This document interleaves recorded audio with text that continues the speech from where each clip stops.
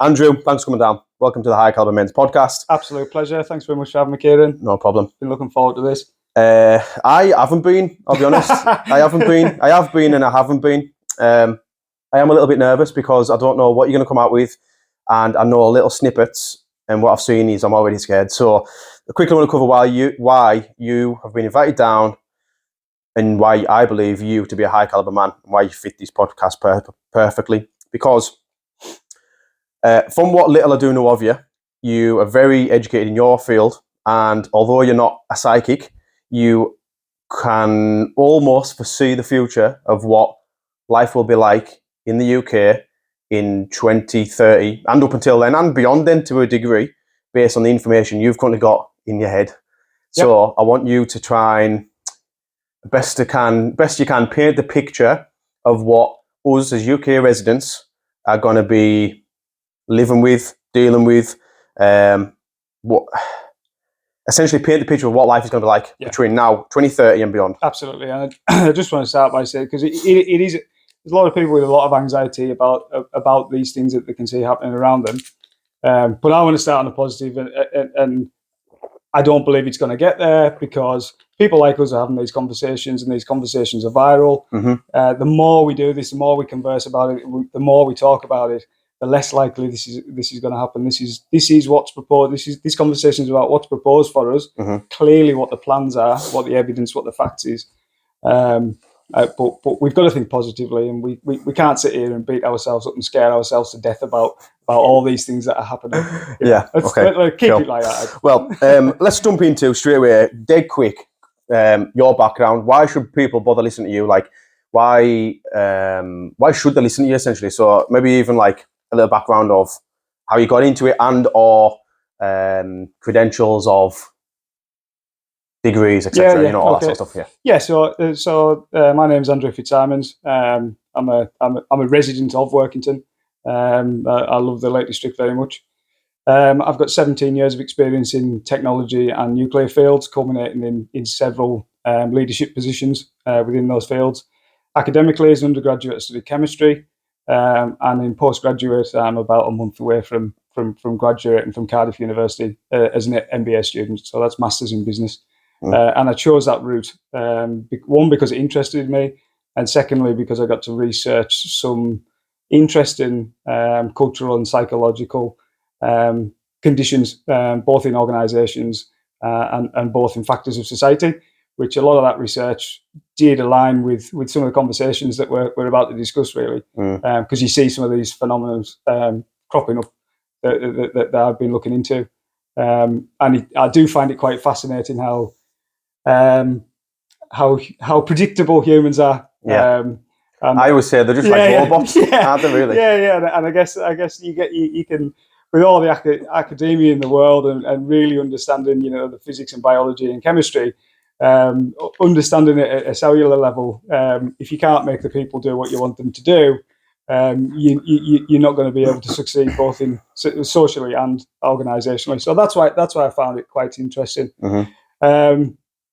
In terms of why we're here and why I'm here, and where this journey sort of stemmed from. Yeah, like why are you even bothering doing this? I know you've got a full-time job. Yep. You've got life, really. Yeah, you've got life, right? I have. Why are you even bothering? I've got a very busy life, and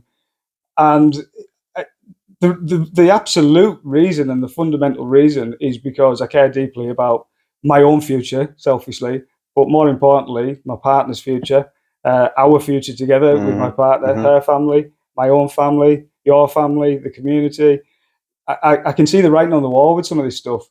I can see the strategy. I'm well educated enough to understand where the dots lead to when you join them up, what that final picture looks like. And then I've made the conscious decision that I don't want to live like that. And I want to be able to do something about it early enough to be able to be a thorn in the side for some of this stuff. I'm talking completely peacefully, because a lot of what's happening relies on the fact that, and I mean this in the nicest possible way, that a lot of the public are unknowingly ignorant, and that is, we're busy people. We have a hard day at work. We get home, we put the kettle on, watch Netflix. And Netflix programs your mind with certain things, and you come out and you talk about these conversations with work, and you think your thoughts are your own thoughts, and away you go, and you live this busy life on this hamster wheel where all these things are happening in the background, and all of a sudden you wake up one day and you're in a completely different society than you were yesterday. And I think a lot of this conversation will stem from and allude to that life in 2019 is very, very different to how it is today. Yeah. And I don't think people quite understand how we got here and what the journey was, but we've got to recognise that we are here now, and things are very, very different. Yeah. And things are socially very different, technologically very different, and economically very different. And we think, well, you know, has it just been a series of really random events over the last 3 years that have led to us living in this certain way, or are we being socially engineered to completely behave and construct ourselves socially in a different manner than we have lived over the last 30, 40 years? Yeah, totally. Cool. I want to dive right in and ask the very important question, because when I heard about this, I honestly shoot myself. If you could sum up in one sentence, and obviously then we can elaborate, but if you could sum up in one sentence, what is a 15-minute city? What would you say? Okay, so in one sentence, just to start with, I can sum up in one word: prison. Okay. Good one. Open air prison. So a 15 minutes. Do you want me to carry on? Yeah, carry on. Elaborate. I wanted just to kind of snapshot that because open air prison, where technology and surveillance are your prison wardens, and your own phone, where everything you do is tracked, surveilled, and permissioned by how you behave in society and what your credentials are. That's the ultimate objective of a 15-minute city. And I'll provide you guys with all the receipts at the end. Mm-hmm. It's all there. But yeah, should we just stop there for 1 second and say everything that we're going to talk about? Because I've heavily kind of promoted that we're coming with facts, or you're coming with facts. I'm not going to take credit for you're coming with facts. Yeah. So yeah, as far as actual what we say for moving forward, you can back up with absolutely, yeah. And some of it you have to read into it a little bit more deeply, but it's all there. So 15-minute city as a concept, it was actually coined by a Colombian Marxist called Carlos Moreno. I wrote his name down. Who was very well. He came up with the whole U40 cities concept and the urban living concept, which, if you go to the C40 Cities website, it all looks very nice. Everybody's on bicycles, everybody's walking around their little neighborhoods, and everything looks perfect. So at a high level, the C40 city concept was rolled across. It's decarbonizing some of the big cities on the planet, basically. Mm-hmm. And the 15-minute city concept was designed to do that because it restricts travel, it restricts supply chain distances, and it fundamentally bases living on you only have the space not you need, they deem you need. Yeah. So that could be a room the size of this for 4 people. Yeah. Stacked. You've seen them in China. You've seen them in the high-rise condos where you will live in that box. You will probably work in that box. Yeah. You will go to the gym in the basement. Yeah. You will eat your food back in your room after you've ordered it off whatever app that you're going to do, where you don't have to see anybody. Occasionally, you might walk to the coffee shop round the corner and spend £8 on a spiced vanilla latte, and then you'll wander back, and that'll be your little life. You won't need to go anywhere else. So just to make clear, the C40 city, is that the same as a 15-minute city, just different terminology? So the C40 cities is basically the list of all the cities that have signed up for the decarbonisation project under C40. So it will be London, some major cities in America, some major cities in Europe. These are the ones that are really promoting the 15-minute city concept. That doesn't mean to say that any are on the U40. That's been run by the Council of Mayors. So the Council of Mayors is another unelected non-government organisation that is, again, under the guise of climate change, under the guise of sustainability. They are pulling on the United Nations sustainability goals. You will have seen them, United Nations goals. They are aligned with that. They're just using the mayor system to push certain things. So you'll know Sadiq Khan, very popular man for what he's just introduced, with absolutely no scientific basis. Which is what? ULEZ system in London. Right. Ultra low emission zone. Ultra low emission zone. I've seen them signs going into when you go into Manchester. Absolutely, it's currently pending, or it's like under review. That's what under it is. Review, yeah. Which again, the under review, the cameras going up and all that sort of thing. It is dipping the toe in the water and desensitizing people to what's coming.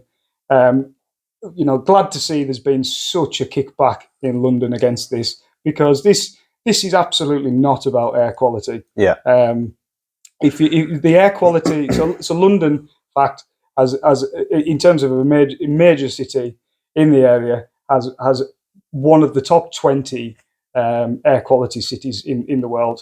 So, and I think the number goes up to something like 344. Right. So it's by no means one of the worst. And compared to Delhi, the trend has came down significantly. Delhi is in the city. The city Okay, of Delhi, yeah. where Right. more congestion, more pollution. Yeah. So the trend of particulates and pollution in London has dropped dramatically over the last 50 years.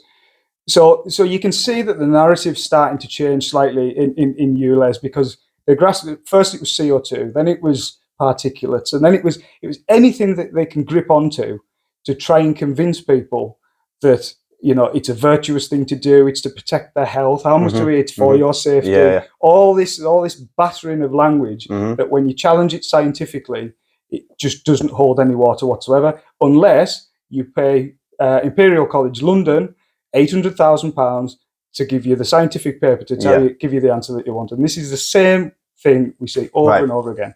So just to kind of dumb it down for the dumb people like me, you've got C40 cities, which is, for example, London. Yeah. Within London, then they're trying to create and or have created 15-minute cities, which is like a little neighbourhood, I guess you could call it. Yeah. So what you see the two aspects of it. So there is that, and then what we see is net zero. Okay. So net zero. Yeah. So there's multiple policies here which are all driving towards the same goal.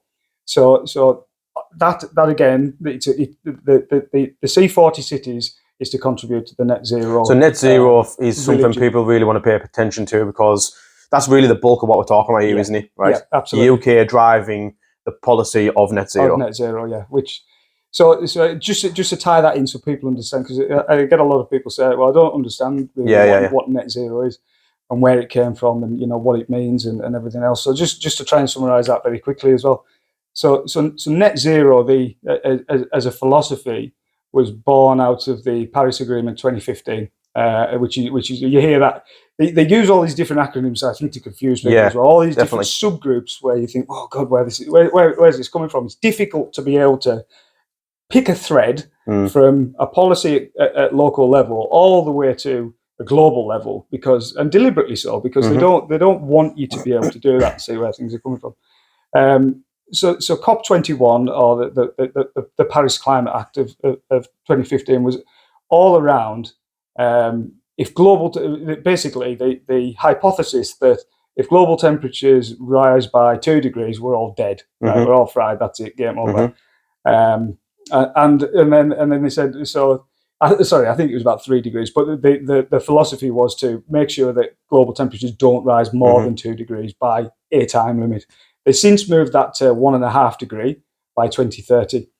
So based on that hypothesis that we're all dead if the temperature goes up, which isn't accurate, which it has done for hundreds of thousands of years, that the temperature fluctuations of the Earth have gone up and down. We used to grow grapes and make wine in Scotland.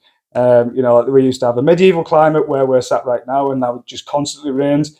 You've seen the absolute hysteria this summer about it's now global boiling and stuff. Aye. And there is some absolutely insane weather events happening, and that is for a different conversation. Yeah. We can go down that route on, but we could have another podcast on just why that's happening, and go to geoengineeringwatch.org if you'd like to find out some more about that. But in terms of the climate has been having a natural cycle for thousands and thousands of years. It depends, in terms of temperature increase, it just depends where on that timeline you choose to take the temperature. Yeah. So we've chosen to fit the agenda that the start of the industrial age, around the 1850s, we've chose that's a perfect time to say that man-made climate change it started. So rightly, the start of the industrial age was the start of fossil fuels, the start of internal combustion engines, and the start of the real demand for hydrocarbon usage.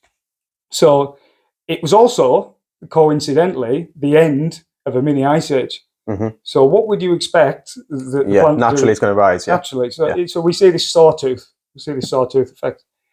And so they've latched onto that narrative that we as humans are the absolute cause of that, and will be the death of us if the temperature gets to a threshold. So we need to do all these things to create net zero. So net zero. So the second hypothesis is that carbon dioxide, man-made carbon dioxide, that is the absolute contributor to the temperature increase. All right. So that relies on all the man-made CO2 outputs.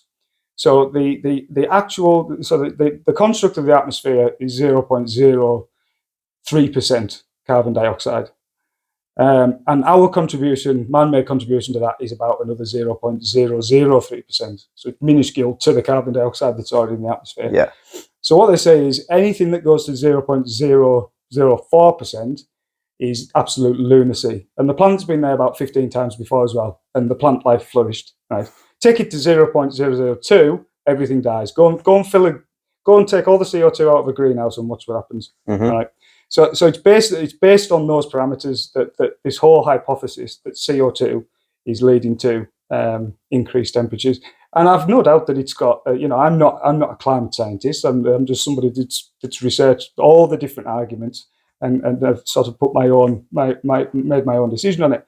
It's clear that there's a lot of evidence out there that the oceans and the gaseous CO2 operate in an equilibrium state, and that affects the natural cycles of the planet. It's all this sort of stuff, and we've been here for a tiny smidgen of time. So we're latching onto this absolute definite that we're all dead if the temperature goes up, and that's what's going to cause absolute catastrophic global warming, all the crops will fail, and everything else like that. And we're seeing these things happen.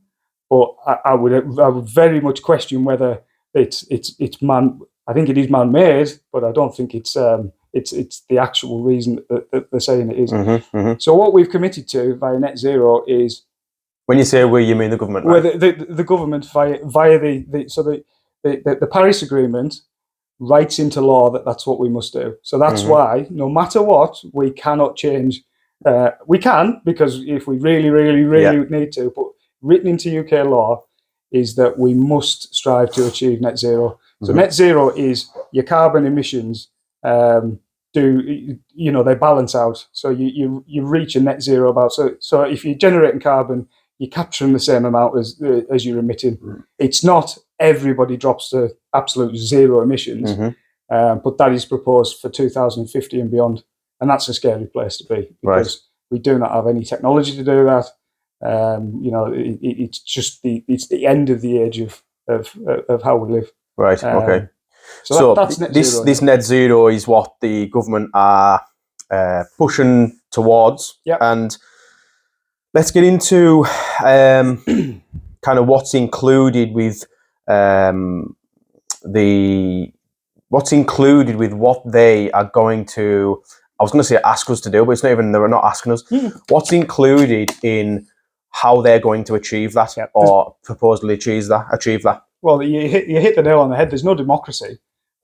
So clearly the ULEZ is a prime example of that. That was not a democratic mandate. Let's go into that ULEZ. It's ultra low emission zone. There's cameras going up everywhere. Yeah. What does it even mean? So me playing, playing the role of the audience. I'm actually, speaking honestly here with how does that actually, why should I be bothered as a man from Cumbria that there's cameras going up? Yeah. So you're absolutely right here. And it's like with all of these things, and like the conversation that we're going to have, what keeps happening is we slowly take the next step towards the next step. So the people that are looking at the strategy, and I'm well educated enough in strategy to understand, and I've read Agenda 21, and I've read the UN Sustainability Goals, I've read the 15-minute city concepts, So I understand where the end goal is. So I understand psychologically how you need to condition people to accept what the end goal is. Mm-hmm. Because if we just said next week we're going to take all of your cars off you, Mm-hmm. scrap them all, you'll be confined to 15-minute neighbourhoods.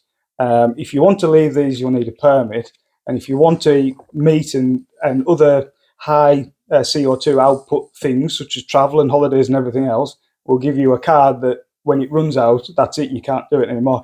Everybody would set fire to the Houses of Parliament tonight, and we'll be out on the street, and it will be, it will be chaos, because everybody will go, I'm not doing that. That's But slowly over time, when you introduce one thing and then the next thing and then the next thing, people forget very, very quickly. That's the thing, it's like, it's a goldfish analogy, isn't it? They swim around the ball once and they've forgotten. I'm the same, I'm the same. I can be conditioned as well as everybody else.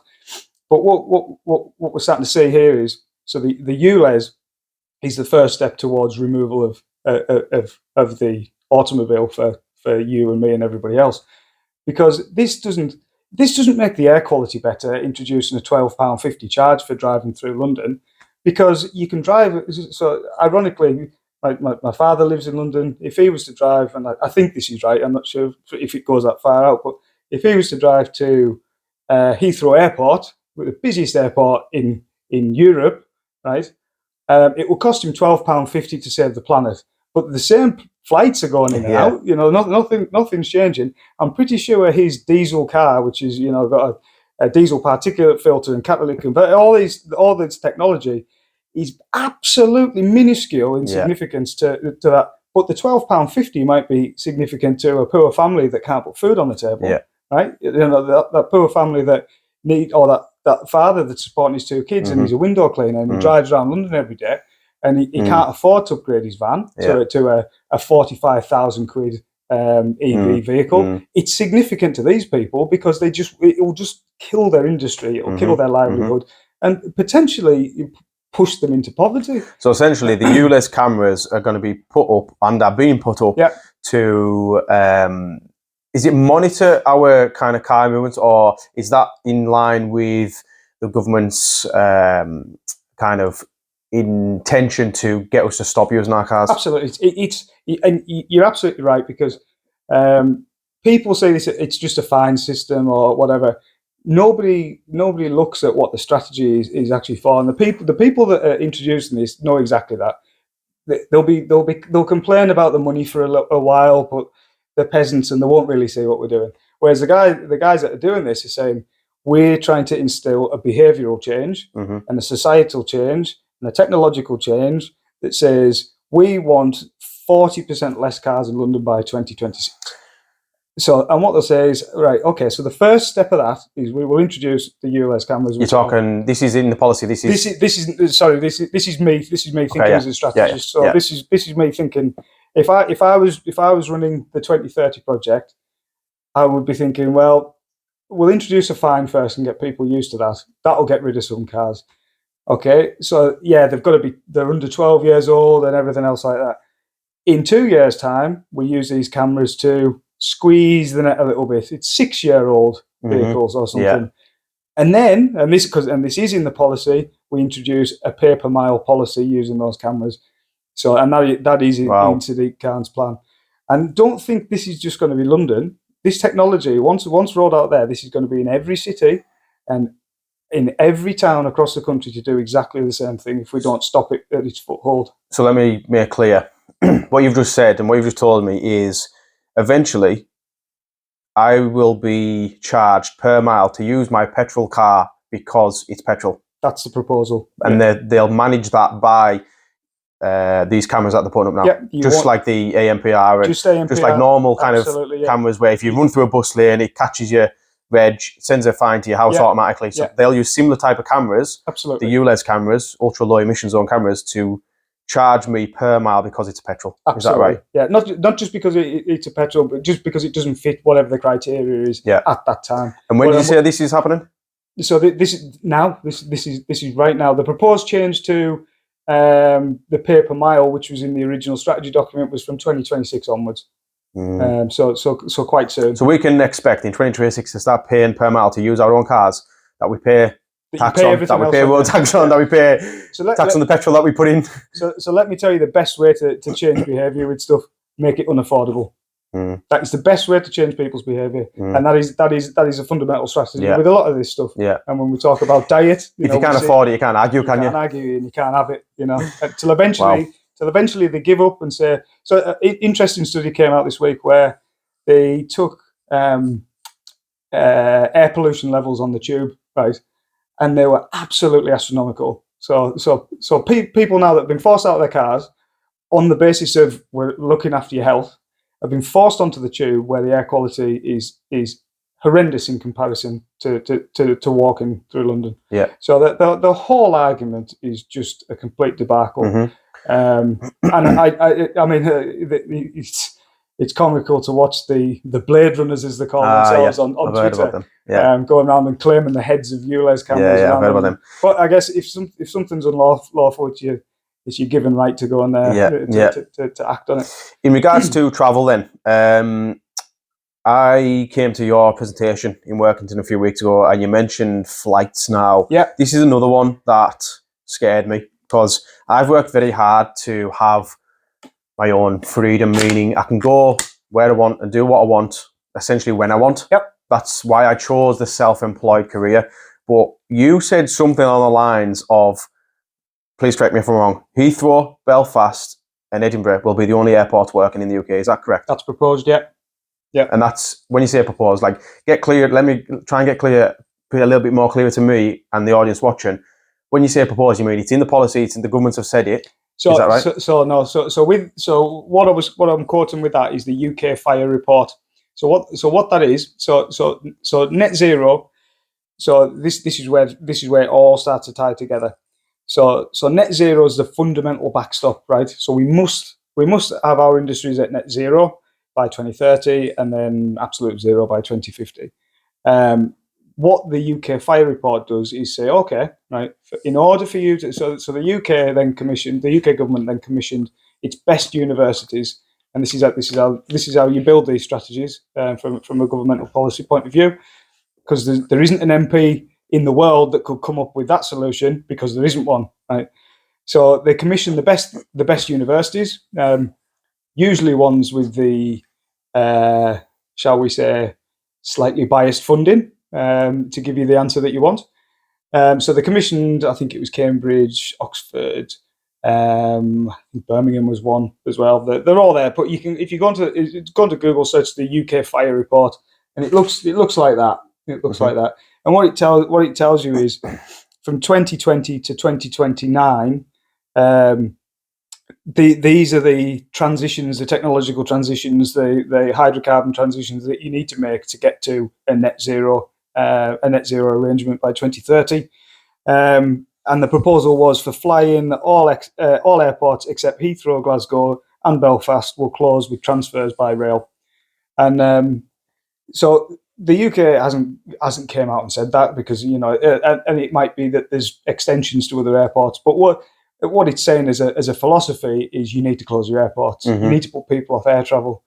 And I think we're genuinely seeing that. I think we're genuinely seeing and you could call me a little bit conspiratorial here, but a genuine push to get people away from using air travel. They're making it as miserable as possible.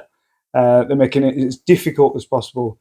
Just on Bank Holiday Monday, you mean to tell me that the busiest day of the year, when all of the families that have had to suffer this miserable summer that we've endured, right, on the busiest day of the year, the most highly automated, technologically advanced, high reliability organization with multiple resilient systems crashes completely. Right. Which is what system you're referring to? Which is the air traffic control system. You've probably seen it all over. And the Daily Mail will come out and say, "Oh, technical hitch in in one of the server rooms," or something like that.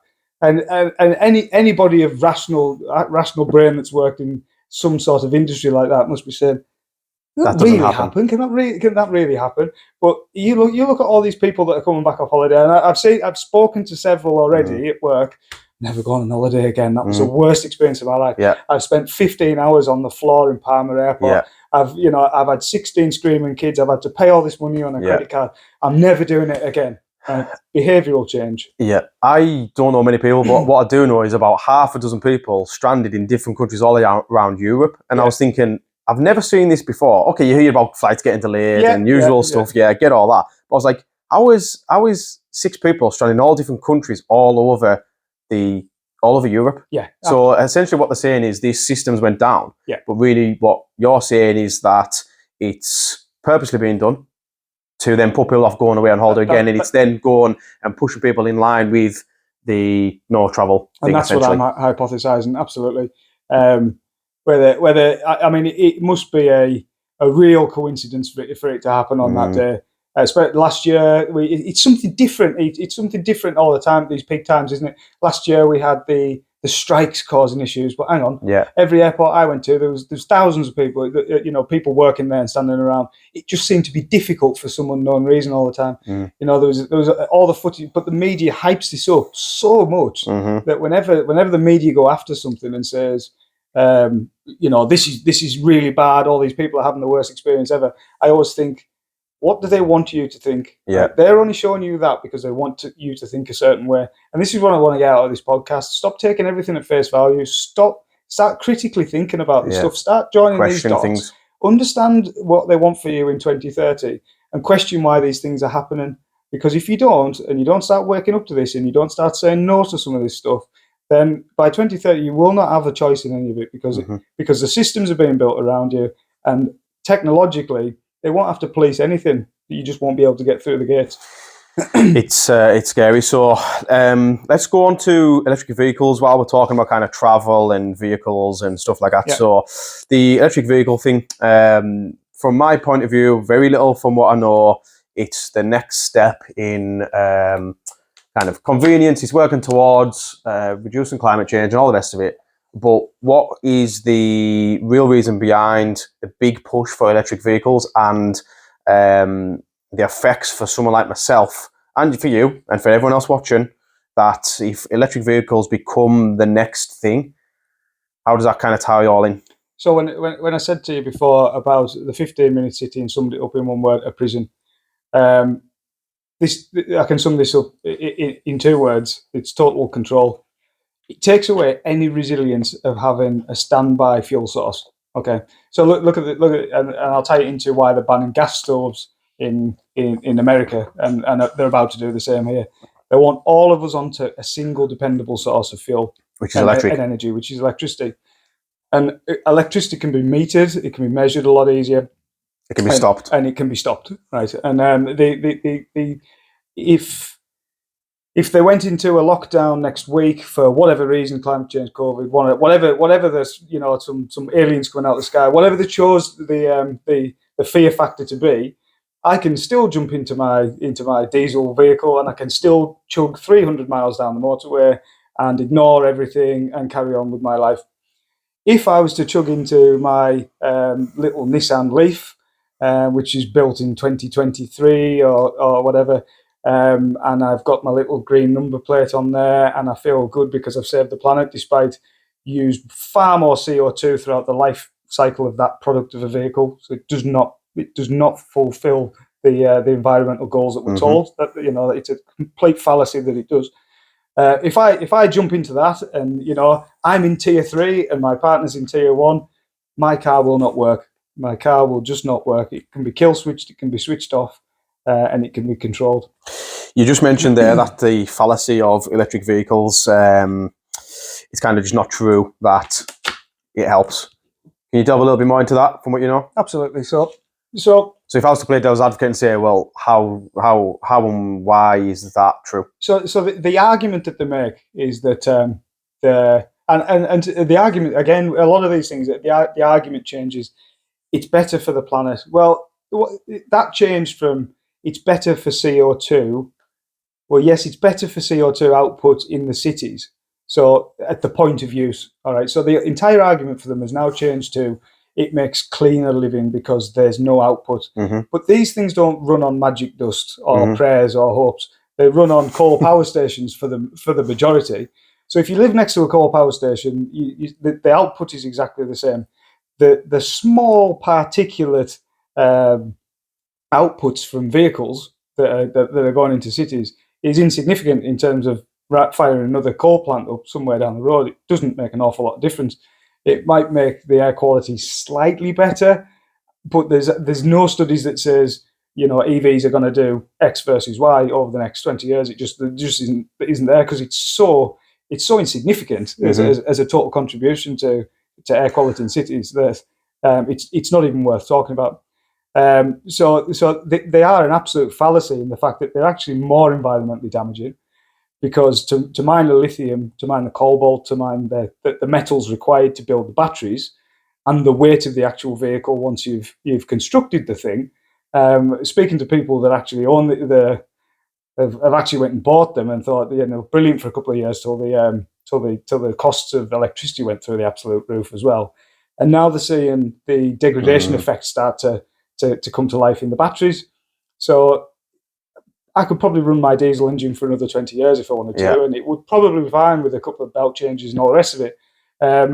The deterioration of the lithium-ion batteries and that these vehicles use is significant, to the point where I think it's about 50% capacity with a lot of them after 10 years or so. So then you've got this usage deterioration. At the same time, then you've got a massive demand increase for lithium and cobalt and all these materials again to mine some new batteries. And people say, oh, but they recycle the batteries.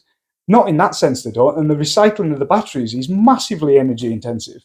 So the whole CO2 argument for electric vehicles is just completely bogus.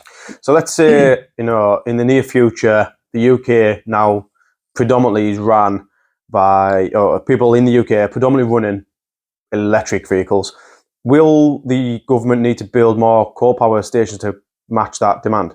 So it's not even so much that. So if we were to replace it, that's one part of it. So if we were to replace every single petrol diesel car in the UK, so if we were to maintain our quality of life exactly the same as we do now in our petrol and diesel vehicles, even the cables within the electrical infrastructure could not cope with the demand when everybody gets home from work and plugs the cars in. Just absolutely, the grid would not be able to cope. Likewise, the grid would not be able to cope with the peak loading and peak demand. So, in recognising that, I don't think that they've ever came out and said this is the future. What they've said is, we're going to build a few chargers here and there. You know, I stopped at Charnock Richard the other day, driving home. Huge service station, busy Monday, all the festival, Leeds Reading, all the busy festivals will come back up the motorway. You know, queue getting into and everything. And there's about so if we're genuinely going to get to the point where we're all going to replace our cars with electric, you would have to put the infrastructure into these places now, right? Because these things have a range of between 200 and 350 miles ish, if you're lucky. So most people are going to have to stop somewhere at one of these service stations to live the normal life, if we're to live the way that we currently live. And there's about 7 or 8 chargers, you know, dotted over by the Starbucks. That there's the queue of Teslas and screaming kids and people watching the iPads in the Teslas and everything, and it just looks like a miserable experience, doesn't it? Because they're queuing to get into the thing. Everybody's there in the petrol and diesel cars going, yeah, it's 180 or something, but you know, sod it, I'll still get home in time. They're not building infrastructure to replace these things, and it's absolutely clear. So again, thinking critically, right, and this is the absolute message out here. So if all you're worried about is, do you know what, in a couple of years' time I'll have to buy an electric car. Okay, where are you going to charge it? If you live in a terrace house, where have they put the charger on your road? Where have they put it? There's no infrastructure going anywhere. Right? If this was genuinely the strategy at 2030 that we're all switching to these cars, the roads would be dug up everywhere and there'd be chargers going in, and that's not the case. Yeah. A very small, the intention is to have a very small percentage of people driving cars. The rest of us will go about on public transport. I know when I was making notes at your presentation a few weeks ago, it was something along the lines of 60% less road users by 2030, maybe? Yeah, absolutely. 60% less road users, and most freight by rail. HS2, again, another major project. It wound everybody up because And, you know, the city. I've seen the destruction firsthand across the Midlands. You know, it's absolutely awful. HS2 is this? Yeah. High Speed 2, which is the project that was commissioned to introduce a new high speed rail link between Birmingham and London. Like you need to get there 15 minutes faster. You know what I mean? It's just ridiculous. As a business case, if that's how they sold it to the public. But you look at it and you again join the dots. It was really, in my view, to increase rail freight on that constrained piece of rail track to really double the amount of freight and everything that can move across that part of the country, which is the busiest country because Heathrow and everything comes through there. So I can understand it. They'll run some nice speedy trains for people that can afford to commute from Birmingham to London, but right. Freight. Yeah, okay. So just to kind of stop for 1 second and sum up what we're saying here. Net zero is a government policy that the government are working towards, and what that includes is pretty much very, very little, if no, air travel. Yeah, travel will be massively restricted.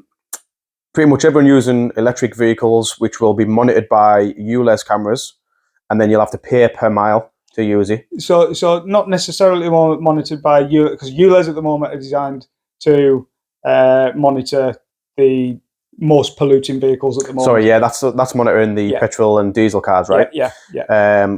Okay. And then we have the U40 cities, which are kind of like, for example, London, 15-minute cities within there.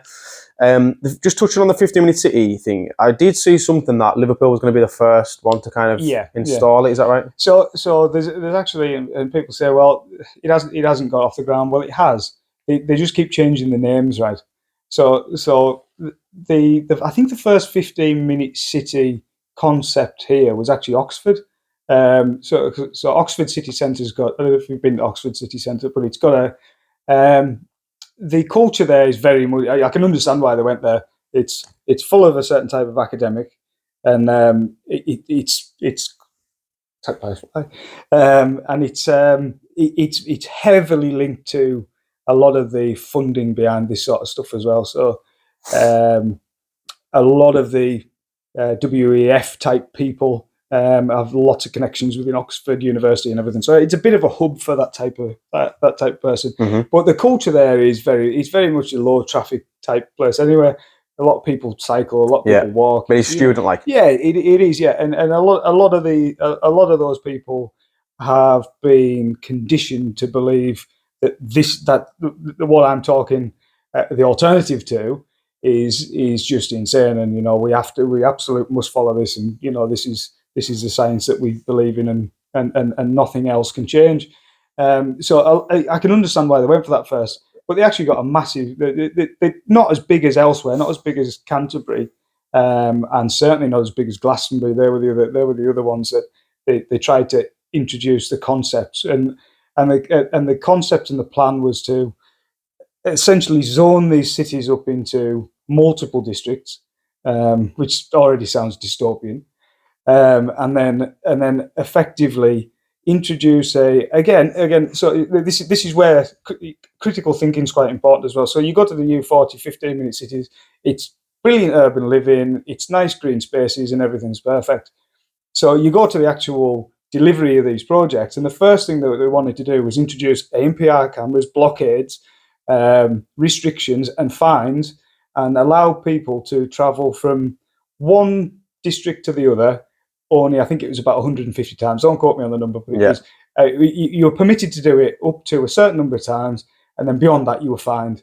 Right. So the first thing they're not doing is the first thing they're not introducing is new schools and green spaces and all these other things. The first thing that they're looking at doing is how do we curtail the movement of the people and stop them from moving between these zones? Because eventually, it's like training dogs, isn't it? Eventually, it'll stay in that pen because it'll get used to that's the only pen it can go in, and that's exactly the same thing that we're trying to do with people on a massive scale.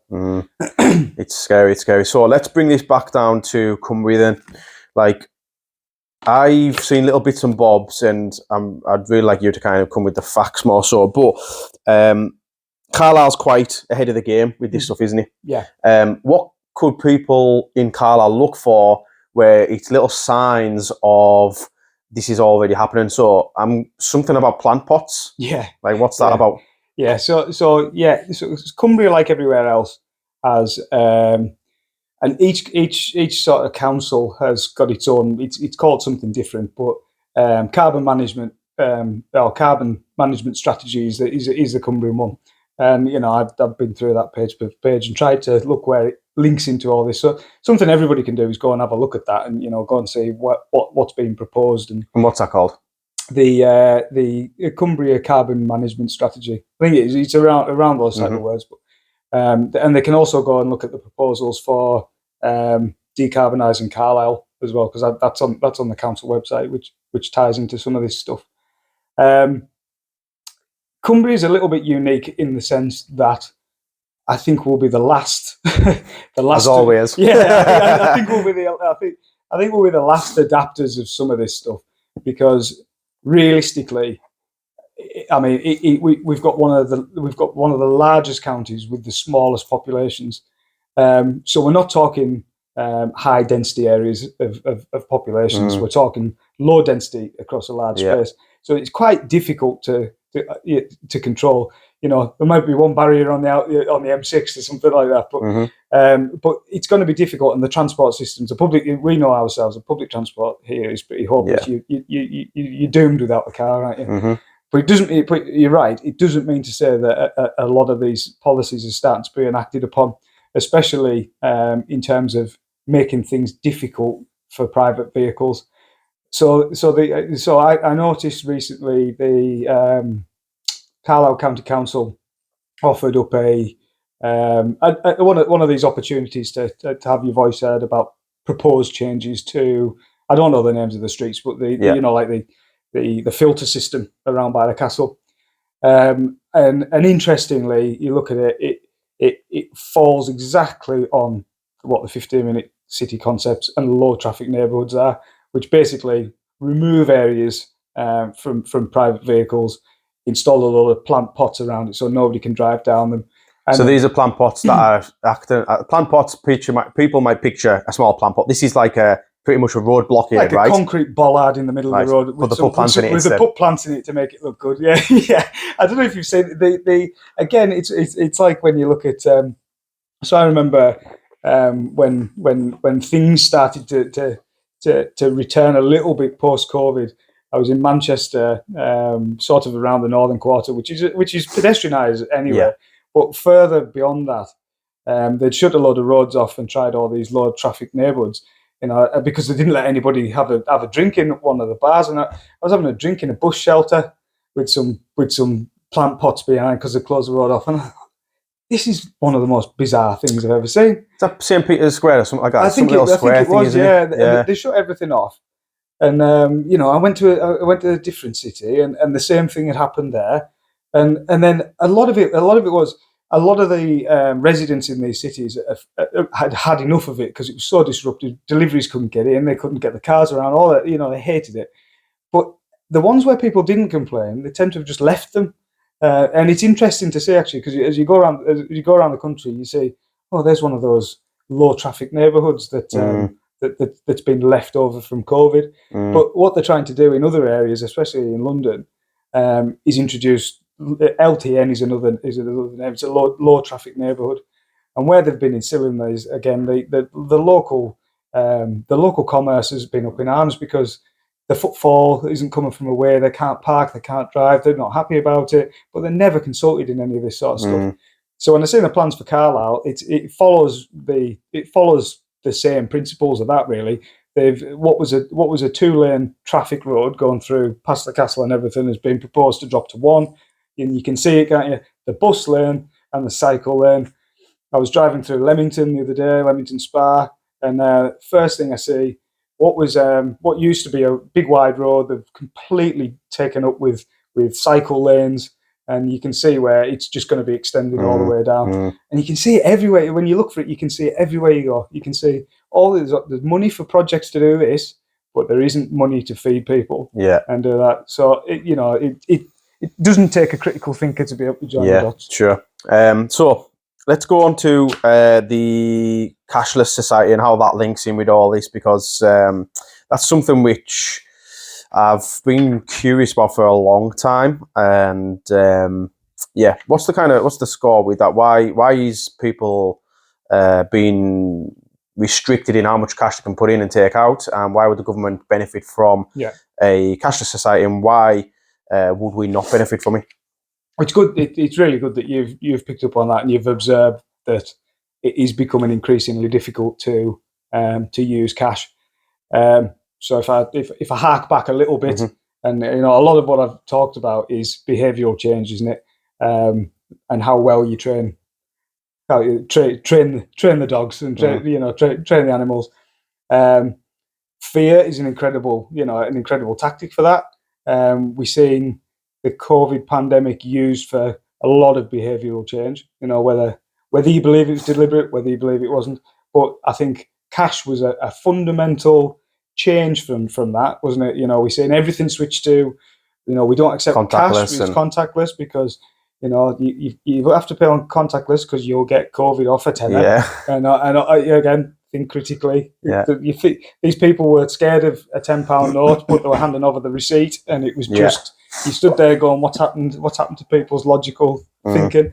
But slowly but surely, cash is being engineered out and becoming more difficult to use, and we're making real masses of investment to make cashless transfers more convenient.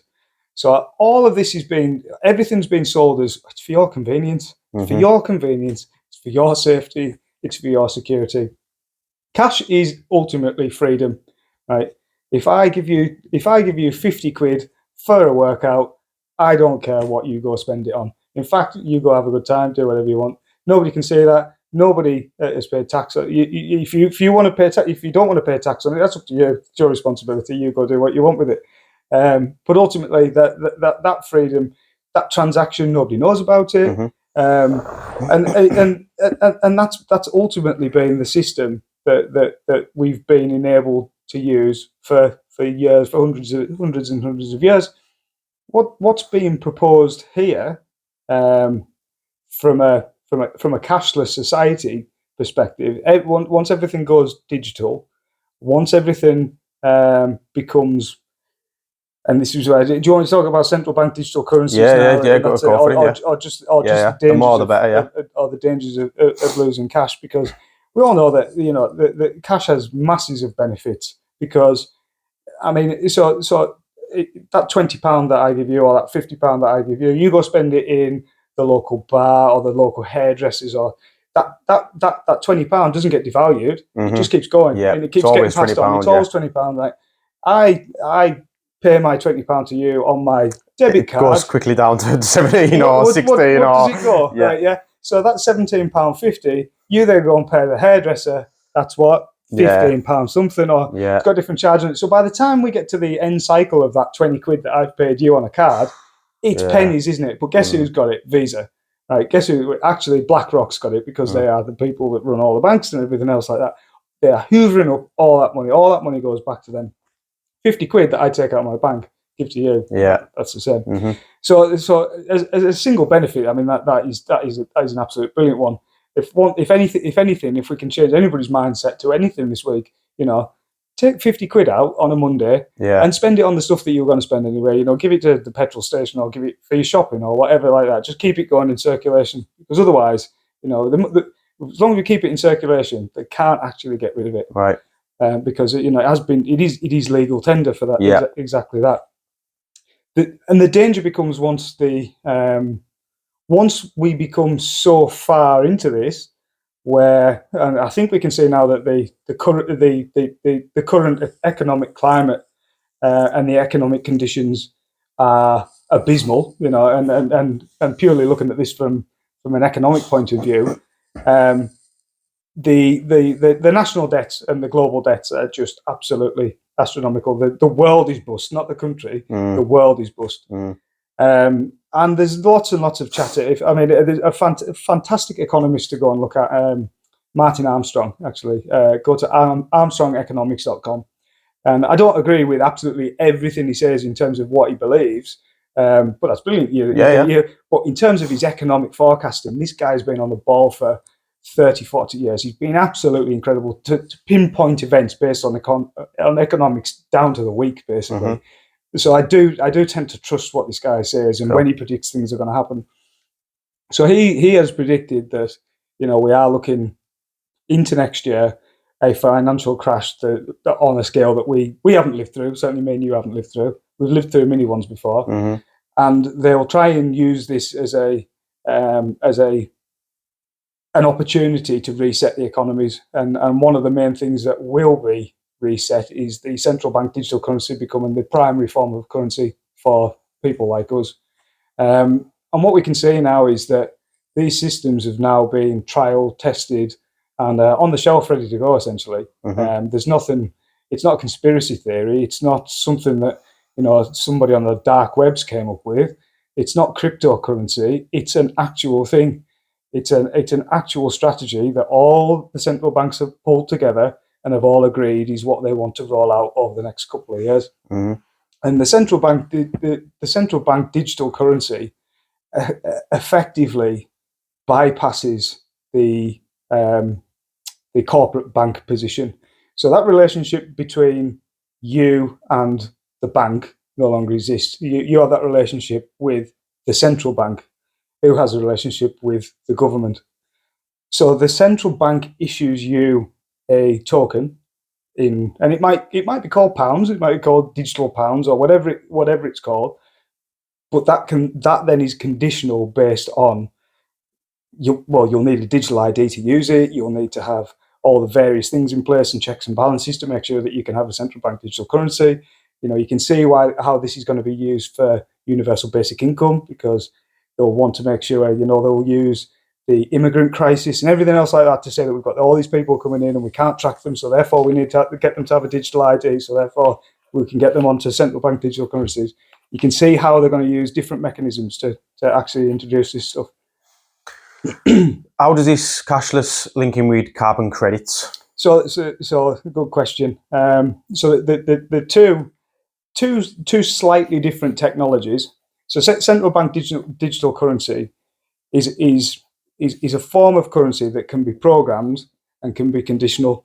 So if 5 years time I drive through a ULEZ camera, it pings my digital ID through my social credit score, automatically deducts through my central bank account. Right, that's pretty much how China works. Right, the Chinese credit score system, the Chinese system is all linked digitally in that sort of fashion. I've literally just seen a post on Instagram. I know Instagram isn't the most reliable of information, but it was a post of a Chinese woman who went to buy some food, and their card, because it's a lot of digital currency over there. Is that right? It is. It's all digital primarily currency. Digital. Yeah. She wasn't able to buy her food for the day because I don't know if it was her facial recognition didn't work or something like this, but because it was all digital, her bank had got stopped. Yeah. And that was really my only fear of the cashless thing. From again, what little I know is that if all our kind of currency is online and digital and kind of in a computer, am I right in saying they can control it in regards to give you certain amounts per day, Absolutely. stop it for certain transactions for certain things? Yep. Absolutely correct. So you're right, and this is where the condition setting of it comes in. So you can see these two things creeping in at the same time, and they deliberately have not cross-pollinated them, I believe, because if you look at the carbon credit system is being sold as this is a virtuous thing, so we want people to embark on this themselves. Let's quickly delve into what that is, and then we can link them together. Yeah. So there's two elements. So there's the corporate carbon crediting, and that is so aviation industry, nuclear industry, oil and gas industry, or a gym industry, all has a carbon score associated with it. That will, and developing wise, will generate further costs as we go forward. That will increase. So your carbon output as a business will be given an overall cost that you have to pay to then offset. Mm-hmm. So it's another form of tax, really, and that's considered net zero because you're offsetting it by paying a chunk of money to the government, right? And they're going to invest it back in technologies and everything else like that. So it's another tax. It's another tax, is what that is. Personal carbon credits is a different thing altogether. That is the one that I fear the most, because, and interestingly as well, and what I did at the talk that we held at Workington was got people to open their apps, open their banking account apps, and go and have a look and see if they can find something called, carbon score, carbon credit, or something like that. A lot of people found it. It's already built in. The technology is already there. At the moment, I'm ashamed to say it, I'm still with NatWest. I am going to change, but, but I'm with NatWest, and they keep sending me these invitations that say, "Oh, would you like to know what your carbon score is this month?" And if you go on it, and I refuse to enable the feature, but if I go onto the app there and I press OK, because I've looked on YouTube at what it does, it will then carbon score all of my transactions. Right. Yeah, so, I've seen this on my dad's. Yeah. So and you can see that tank of fuel that you bought at BP is however many kilos of carbon output or whatever. Every single transaction on there has a score against it. All apps are doing that as well. Every time I get a train or something, it tells me what my carbon score was or anything. So what the individual carbon allowance is exactly what it says on the tin. Basically, you will have a limit, and if you want to go above that limit, you'll have to pay for it. Wow. So based on kind of our choices of how we live our life, we could kind of produce more carbon or then produce less carbon. But if they give us a limit, that's then going to control our behaviour, right? So absolutely. So let me tell you what the proposed change is. So the average, so if people go onto the Cumbria Carbon Management Strategy, each Cumbrian has been assigned an individual carbon output score already. We've already been analysed that based on how we live our lives in Cumbria. That's how, on average, we travel. That's on everything, and it works out at 12. I think it's 12.5 tonnes per month. That's on average across everybody. So the net zero proposal for everybody is 2 tonnes per person. Per person. So that's a lot of behaviour change. That's a lot of behaviour change based on what we eat, which is, so what they say. So you can see that agriculture is being heavily demonised. Cows are the devil. Every time I have a steak, I'm killing the planet because the carbon output of that beef that was raised out in the fields over on Dent, is killing the planet, and it's been doing that for hundreds of years. That cow. Meanwhile, the person that's demonising me and Bill Gates and the likes are flying around in private jets, outputting more CO2 than I will in my lifetime. Right. So the two things just don't meet. But the individual carbon allowance at the moment, it's one of these technology things where you think, oh, it's probably benign. It's just some information on there. No, the technology's there. It's just the application of that technology. Soon as they turn that into an actual monetary value or combine it with a central bank digital currency, that is the point at which it is totally controlling your behaviour. So if anyone listening has got NatWest, go onto your app. Somewhere in the settings, there's a tab which says footprint.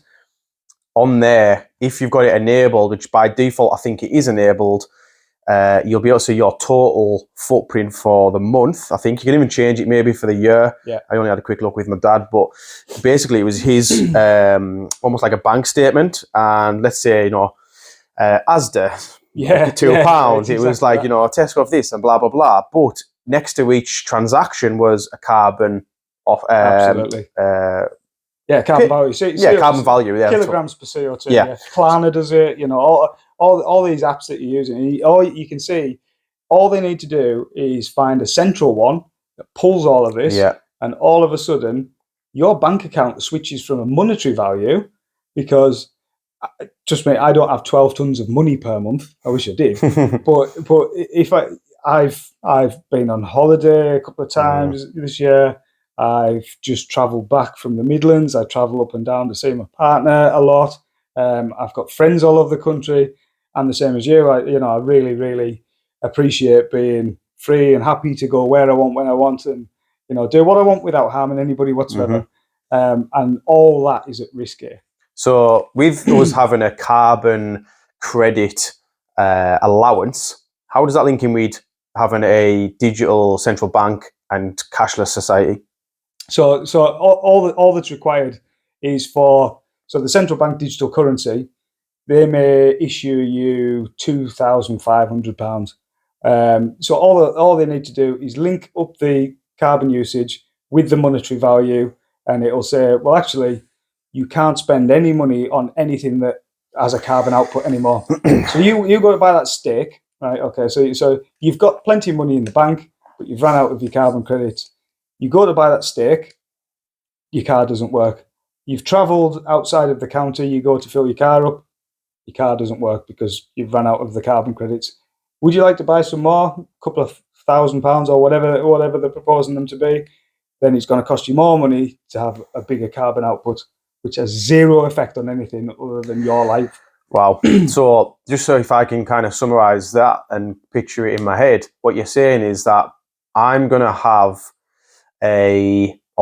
have a society where we go around spending our money on our digital bank, and every transaction we make has a carbon output. Yep. But if we go above the proposed 2 tons or whatever it might be, card and our money that we work so hard to get may get stopped. May get restricted, from use. And let's be honest, the proposal was 1 flight every 2 years. Is that what they think? Is that what they said? That's the behavioural change. And that's in the kind of policies, and that's what. Yeah, 1 flight every 2 years.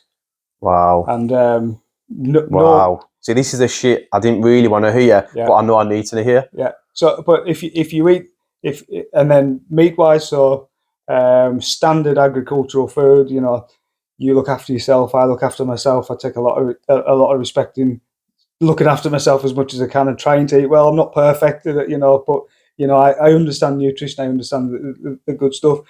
It seems that there's an absolute war against the natural and long-standing foods that we've been used to eating and has allowed us to live long and healthy lives. So if you look at the proposed carbon outputs of a regular steak versus a lab-grown, one of those. I mean, you can see the aisle in Asda getting bigger with this crap, can't you? I mean, you look at the ingredients list on the back of it, and it's just horrific, isn't it? Mm-hmm. It's been born in a lab. Yeah, it's full of stuff that will probably give you cancer in 10 years. Yeah, I'm not saying definitely, but there's a reason why cancer rates and our health is absolutely tanking through the floor, and eating that slop is one of them. On that front, something it picked my ears up at and really opened my eyes when I seen that program on Channel 4 with like the human flesh. And I've told a few people about this, and I think I'm fucking nuts. And I was like, it was on Channel 4, you know what I mean? And I know I'm kind of almost being a bit contradictory here with what we're saying. You shouldn't really trust the media, but when it's on Channel 4, it must be a fucking real thing, like in terms of they're openly showing us what's happening. Yeah. And I remember, I actually even haven't watched the full program, and I don't want to kind of talk out of turn, but what I did see was 6 pieces or so of like paper thin human flesh, which they had like almost like in an incubator. Yeah. And then the kind of environment that it was in made the human, like actual human flesh edible and the cells to multiply. Yeah. So then what was paper thin pieces of flesh was then become a joint. Yeah. Which is then going to be sold and we're meant to eat. Yeah. And then I seen also like they're now 3D printing meat and fish. Yeah. Like, and it looks exactly like, well, the fish looked exactly like a normal fish you just pick out the sea, but from a nutritional aspect. It's garbage. Oh my God. Absolute garbage. But it's all, if a lot of these old films are starting to come a little bit true, aren't they? Did you ever watch that Soylent Green where they liquefied people and fed them back to themselves? Did they? So wow. I think it's got to be that way. Wow. We've had recycling people. Brave New World, Soylent Green, 1984. We're living through all of them. Wow. That's scary. The cashless society, the carbon credits. It's the other thing about that as well. So you tie that into the 15-minute city concept. So you go to 15-minute city concept, lockdown concept, right? Think of those two things together. The closest I can probably draw that parallel is when they said to people, you can't go anywhere 15 minutes beyond 15. Why was it 15 minutes? Okay, is that me getting too, join the dots a bit? Maybe it is, maybe it isn't. Same in Australia. Everywhere was fit. You can go within 15 minutes of your house. Was it to get people? Was it to get that idea maybe, into people's head? get people used to it. But if you didn't want to, right, you could go further. Yeah, the police might give you a hard time, and they might tell you to go home and where you're from. But you could still do what you want. The petrol stations were open. Yeah. You could drive up and down the motor. It's still fine.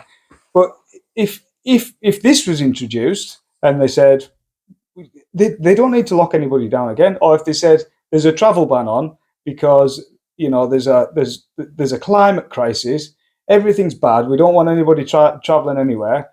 Boom, your car just doesn't work. You can travel within your 15-minute zone, but you can't travel outside of that. You're a prisoner, and they don't need to do anything about it because you'll either run out of food or run out of fuel if you're trying to do anything about it. I've just been thinking there as you talk, and if they're going to kind of go down the digital currency cashless route, then if you end up, like you mentioned, fines before, would it be a fine or would it be an automatic deduction from your bank account? It's automatic, and so it's an automatic deduction from your bank account. Absolutely. So you imagine how many of those cameras that you go past on the M6. Fuck. I'll go and see a family member or whatever, and you at the end of it they deduct £2,000 from your bank, and that's it. You can't eat for the rest of the month. And this is where because this already, versions of this already are enabled and active in China. You jaywalk in China, you get an automatic deduction. You speak out a term, you post something, we probably have our bank accounts frozen in a couple of years' time for having this conversation because we're not aligned with the narrative. And you can see the censorship and everything that's already, as soon as they start introduced through the online safety bill, some penalties for actually speaking against government narratives or what's deemed allowable speech, right, will carry penalties.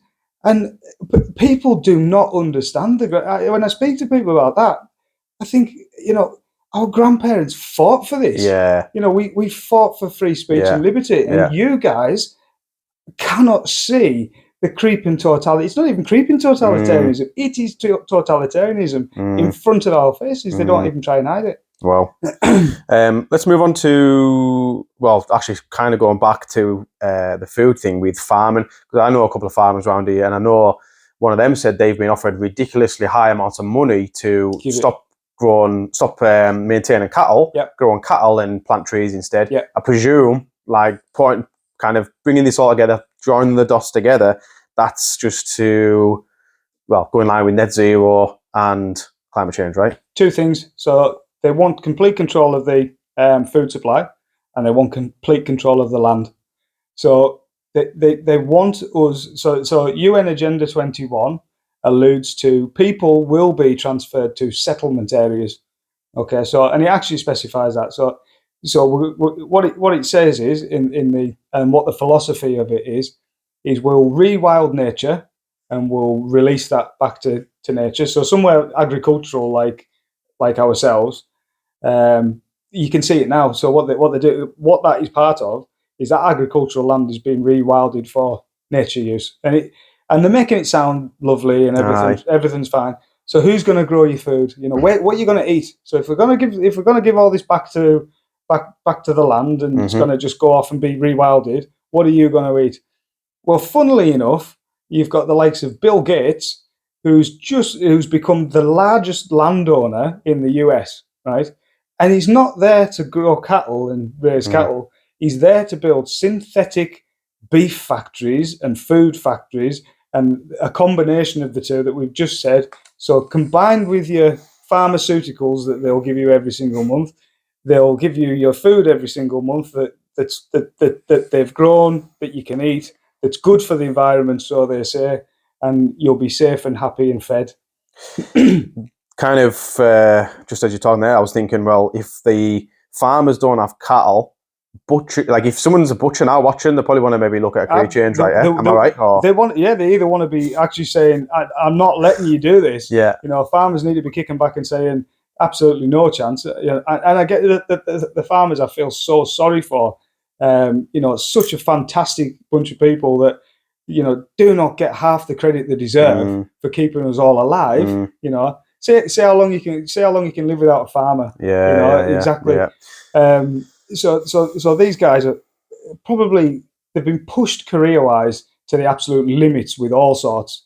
and this hasn't just been going on the last couple of years. Farming, they've been attacking farming for a long time because they want control of the food supply. So farmers have always been kept on the precipice of, just about to make a living. There'll be exceptions, but it's a hard bloody industry, isn't it? So what they're doing at the very end there is they recognise if the Cumbria is probably farm. I don't know what the farming population is, but it's probably in the hundreds rather than thousands. So in terms of offering a little bit of money to then effectively corral all that land and leave the landowners, that's a quite easy land grab there. Yeah. And where will our food come from at that point? Well, it'll either become more expensive because this is going to happen on this is not going to happen on a local and regional and national scale. I don't know if you've seen through what's been happening with the Dutch farmers. Not much, no. I remember seeing a big, massive protest, and it went very well, whatever that means. Yeah, in fact, again, absolute success story, and this is where everyone needs to think and not roll over and think this is all going to happen, because people can do stuff about it. So the Dutch farmers, I didn't know if you know, but the majority of our food supply in Europe is from Holland. Right. Holland is a massive food supplier. Most of your vegetables, all your bacon comes from there. A lot of your meat comes from there. All your chicken comes from there. So it was an absolute target for these globalist monopolies that are trying to monopolise the food chain to sort of take over that area.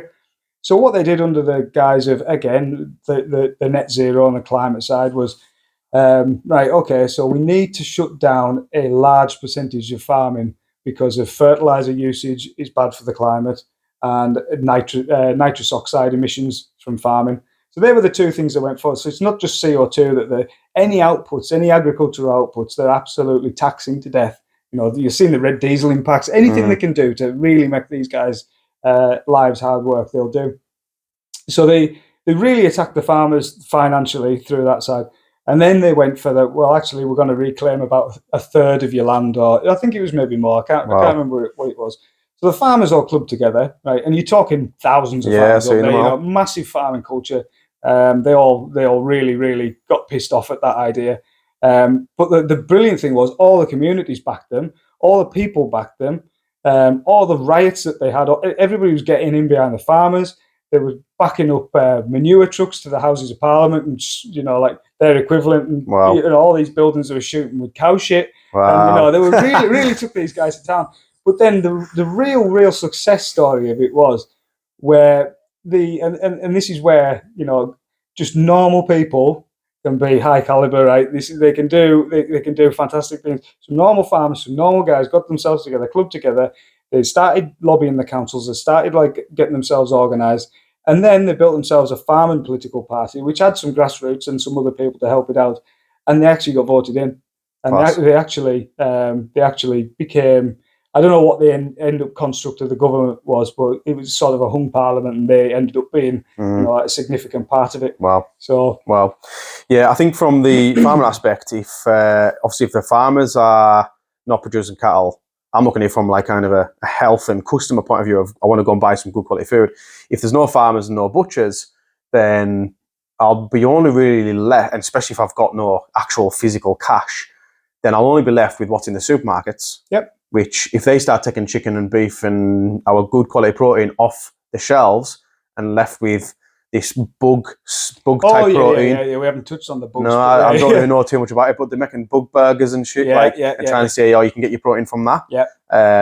From a nutritional standpoint, I don't think it takes a genius to know you're not going to get as much amino acids and nutrients from it's bugs compared to steak. They want you to eat grasshoppers.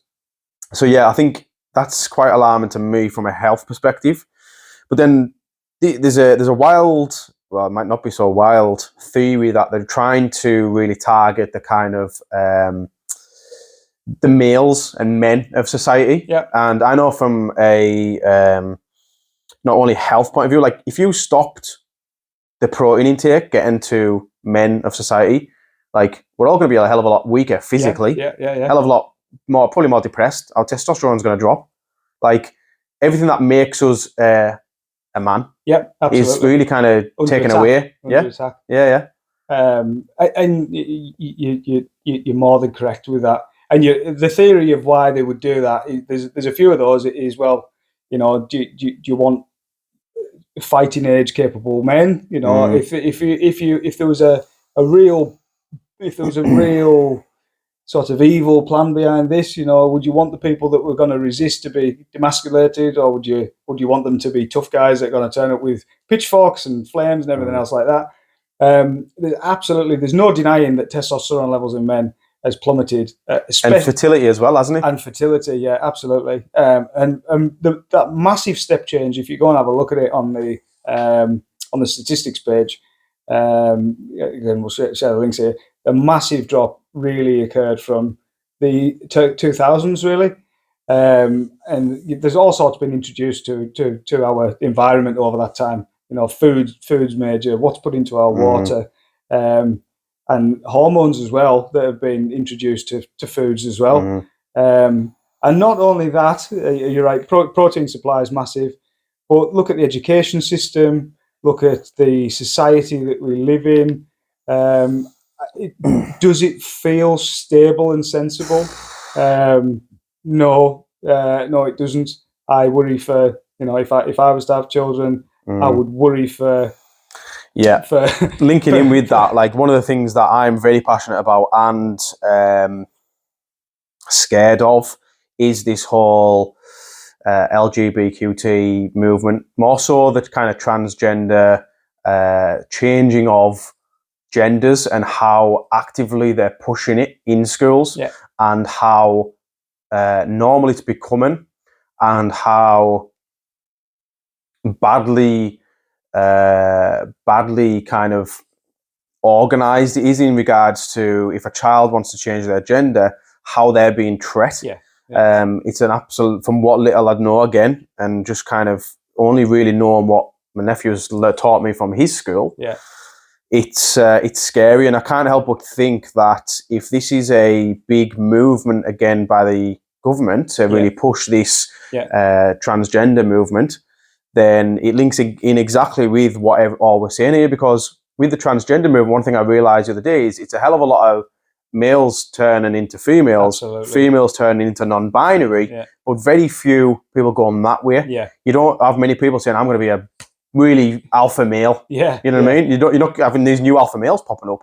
So is it a case of the government are pushing this agenda, let's call it, that we'll have less males? And that, like you said, combined with the science of what is happening physiologically to men, you can understand why why men may be growing up more to be more feminine or more, have more. Plus we're enabling that through the education system to say that there is a route for you to to do this, and we can't hide away from the fact that this is not a grassroots movement anymore. The LGBTQ thing. This has been something, and I absolutely don't doubt for 1 second, it's been of very noble beginnings. Where I'm saying, we've come a long way from a time where from gay people and lesbians were persecuted. It's completely normal now. Completely. It's not, and what I'm saying is, but what's happened is that movement's been hijacked to say, right, there's a persecuted group here that has seemed to dominate absolutely everything, and it's being used to almost generate angst between groups as well. More divisions within society.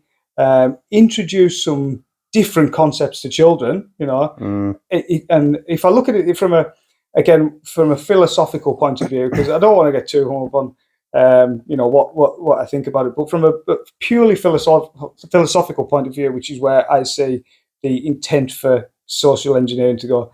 So I believe this is part of Marxism, and the people that are pushing all of this. I suggest anybody go and look at cultural Marxism, because the whole philosophy is what communism was based on. And the first thing, or one of the first things that you do to really succeed in communism, is you break down what the family unit is. So family unit, belief in God, Christ, religion, all needs to be broken for cultural Marxism to exist. You break down all of that and all that sort of spirituality within people, and you make them completely dependent on a state or in a state belief system or in a new belief system that you've created, which is what I believe this is. So you see the LGBTQ movements is almost like a religion now. Yeah, totally. 2 months of the year, it's everything's decorated in that sort of way. Everywhere's the flags, and that's sort of say that people people in those groups, in those subgroups, have suffered persecution over the years and stuff like that, and it's raw in these people's minds, and but these people that are pushing this, right? They have to put a label on something to make. So by putting a label on something, they'll make them go to war with somebody else. So you look in the States, and nobody in the right mind or anybody of sane mind can believe that Biden is an actual president. Nobody, absolutely nobody can. You must be insane to believe that is the guy that is running the United States. They put it so in your face that it's laughable. But what they've done is they've conditioned through media and absolute infuriation, lies, and propaganda to hate the opposition. So the sheer sign of a MAGA hat to one of these people that just means that they hate Trump so much that they'll run to this person that is like, it's insane that he did that. But the same happens the other way around. I'm not saying, as we talk about politics, I'm not saying that one's right and the other's wrong, because they're both wrong and they both work for the same master. But the masters, and this is what I always say to people when I say critically think about what they're doing here. They're distracting you, they're keeping you fighting, they're keeping you distracted amongst each other and stopping you from what you should be doing, which is grouping together, no matter your colour, your belief system, religion, gay, or lesbian, or any of those categories, right? Club together and realise who's actually making you hate the other person, because a lot of your feelings are being manipulated. And that's totally. Can't agree more. On the kind of touching on the school system and the LGBTQ movement and how they're now really quite heavily combined, I've been looking at this solely from a mental health aspect. Being a mental health coach and having nephews that are of school age, I'm very interested, but also cautious and a little bit scared of how it's being handled. And I think with the confusion that it creates, and I'm not even saying I agree or disagree with changing genders. I think there's actually, cutting to the chase, there's a very simple solution of how it could be handled in schools, which is having a psychotherapist to a degree, or someone a children's psychotherapist in school, and every school has their own go-to person that if a child wants to change their gender, they can go and speak to that psychotherapist and go through 6 months, for example, of monitoring, therapy, finding out why do you want to change, what is it underlying that's bothering you? Is it you do feel different in this body you've currently got, or is it that you don't get on with the current guys that you've moved into this brand new big school with, and you feel if you were a girl you'd get on with the girls better? Because there's stories I've heard that kids are saying they want to change genders. They're going to their teacher and saying, I want to identify now as someone else. And the school is now happily saying, okay, Kieran, you are now called Karen. Everyone in the school has to now call you Karen. We'll change your name on the register because that's your thing, and we don't want to offend you by still calling you Kieran. And I get the idea behind it. But at the same time, that Kieran who then decided who he wanted to become Karen comes out next week that the reason why he wanted to become Karen is because he, like I said, didn't fit in with the lads. And he wanted to PE off. all that. And he realised that if he became Karen, he'd then maybe have some friends in the girls. So he doesn't actually want to change his gender. He just wants to be liked. And it's this type of thing where the kids are getting offered hormone blockers. The schools aren't even telling the parents that Kieran's parents don't get notified that when he goes to school, he's now called Karen. There's a big debate on my Facebook about this, and there's some interesting facts brought up about Kieran, for example. He may go home and get abused because he... You don't know the individual Totally, 100%, which again, I think the underlying answer, which I'm yet to kind of be proved wrong and or that it's a bad idea, or even hear a better answer, is that a psychotherapist or a child therapy person or whatever title you give them needs to be placed in the individual school. And it's not that easy for a child just to change. But it seems to me like the government are actively not only supporting it, but pushing it. Yeah, yeah. And they really are trying to enable something quite, and I will use the term sinister here. I genuinely believe that there's people out there that are born in the wrong body. I know some, and they're really great people. Absolutely, and you know, and I know people of all different categories that are of the same way of thinking. Right, that this is absolutely fundamentally wrong to be introduced at this level of development as a kid. We know ourselves. You know, I'm a dinosaur tomorrow. I'm a cat tomorrow. I don't get on with people. You have plenty of you know the kid at school that had plenty of friends that were girls and all that sort of stuff.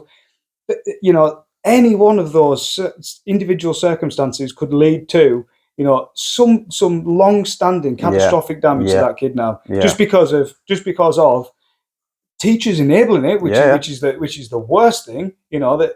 And I'm not saying that any of these teachers or anybody in that position should say, if they say one day, just dismiss them and say, no, you're not. It's a difficult position for the teachers' mind, isn't it? And should they be involved? Should they be involved? Yeah. You know, good point.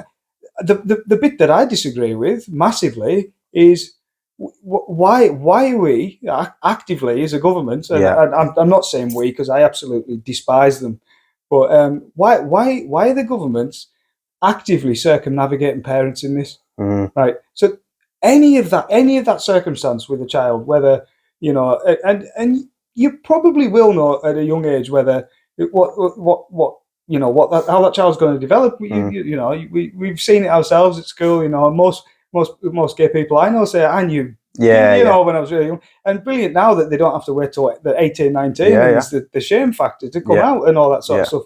You know, that's fantastic that stigma is being removed.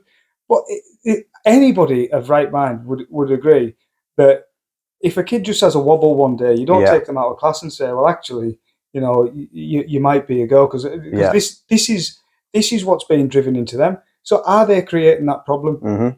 Because what you are seeing is the percentage increase massively, right? And that's only been over the last 5 years. So something's changed.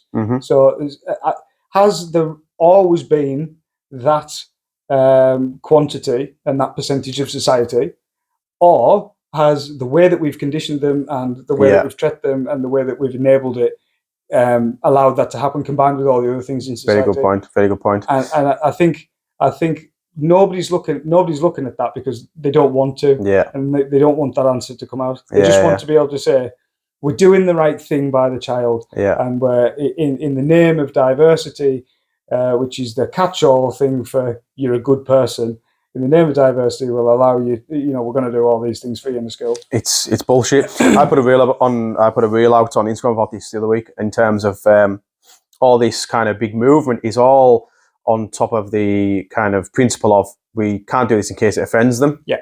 And I said that offence is always taken; it is never given. Yeah. So if you said to me, if you called me fat, I wouldn't get offended because I don't believe that myself. You know, I know that I work hard to not be fat, for example. However, if I had let myself go and I was feeling a bit overweight and I was a bit insecure about it, and then you called me fat, I may get offended. There is no difference in what you've said. It's my interpretation on myself and how I've taken it. Exactly.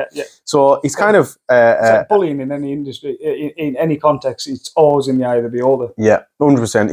It's another flawed argument, really, essentially. But the thing with the transgender and how the government are pushing it, it scares me because I put myself in the shoes of the child. And I think anyone listening, you could almost remember a time that you felt a bit lost in life. Yeah. You know, we've all been through some shit where we just don't know what we're going to do, where we're going to go. Like, you almost start asking, who am I? What do I stand for? Like, I don't know. I can't look past the next week, never mind the next year. And usually during that kind of lost period of your life, 9 times out of 10, you go off the rails. Yeah. Drink too much, eat too much, try some drugs, do this, do that, blah, blah, blah. I've been doing it 10 years, mate. Still off the rails. Not the drugs bit. So it's a case of when you're lost, you go off the rails a little bit, you do things that don't benefit you. But that's usually comes after you've lost your job, or you've maybe fell out with a girlfriend, Absolutely, or you've moved home and location.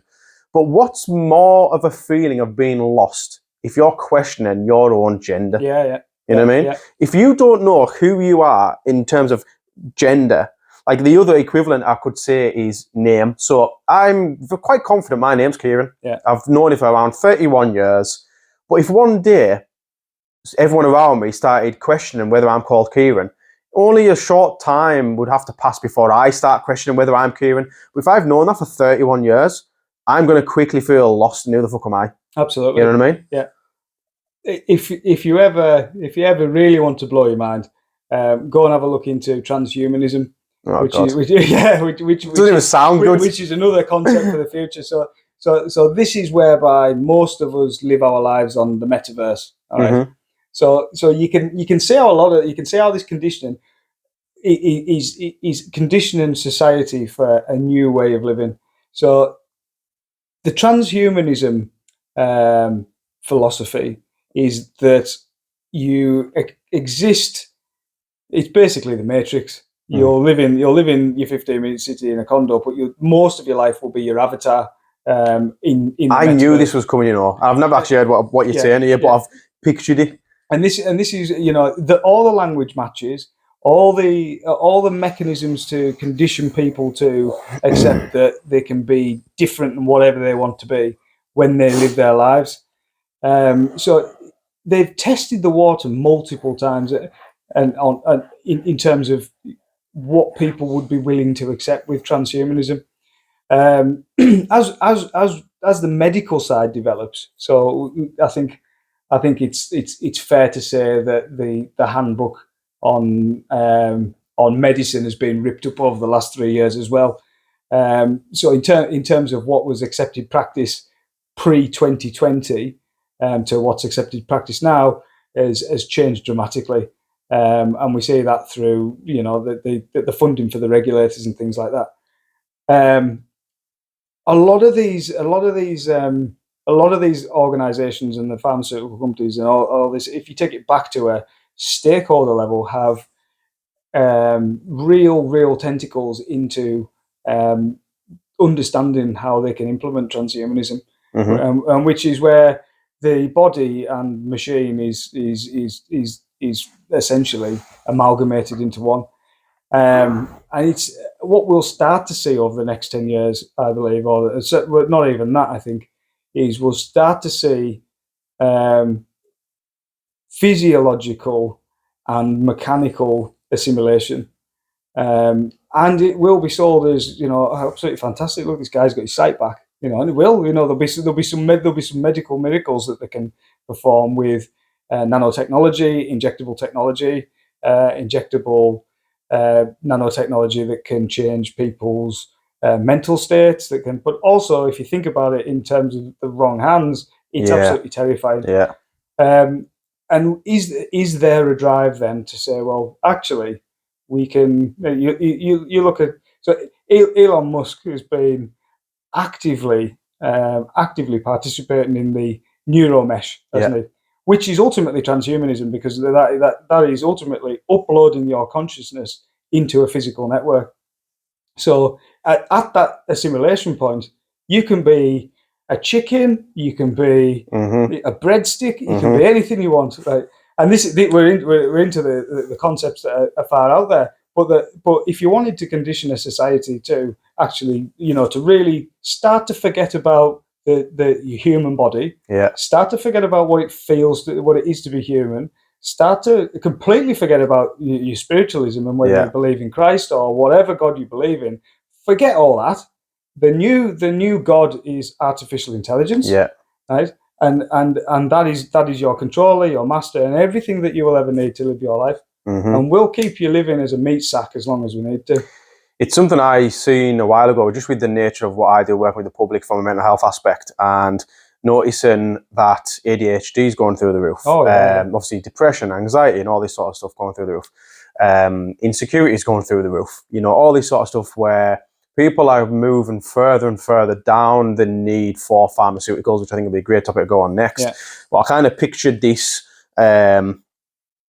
this kind of scenery where a lot of people will be that unhappy in themselves. And again, if you kind of like, let's take away the protein, okay, well, now I'm going to start getting a bit more of a weight. I'm going to be feeling a lot less energetic. I'm going to be looking physically a lot more out of shape. Yeah. So then if I just stick my headset on or go in the VR world, as I call it, I can be this buff, rich, you know, I don't know, anything you tan, want to do, tattooed guy. That's I'm completely opposite to what I am now.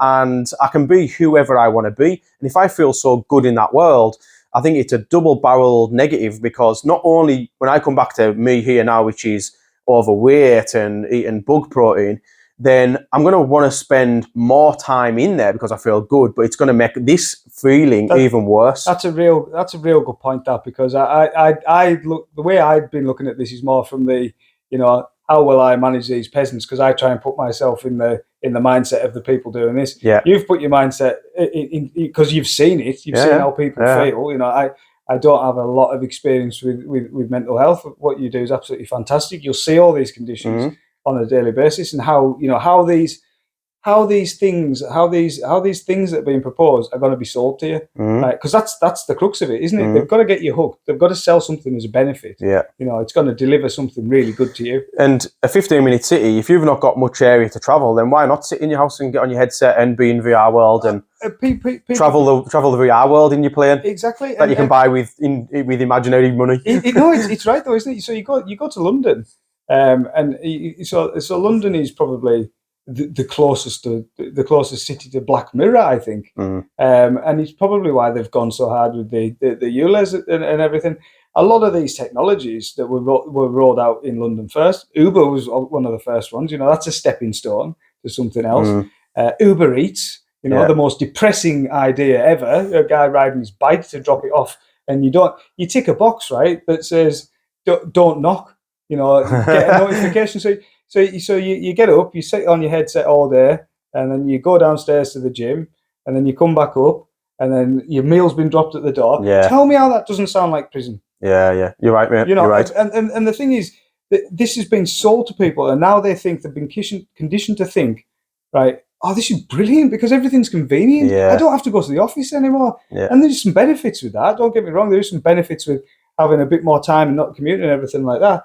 But there is some massive disbenefits as well, because I think you, as people become detached from each other, you know, all you see is you see the zombies walking around everywhere, don't you? You know, just staring at that. You go on the tube in London, and you know you can see why this stuff would take hold, because people have no sense of community anymore. Yeah. And I don't think I'm wrong in saying that. I think in cities like that, people don't know who the next door neighbour is, who's below them.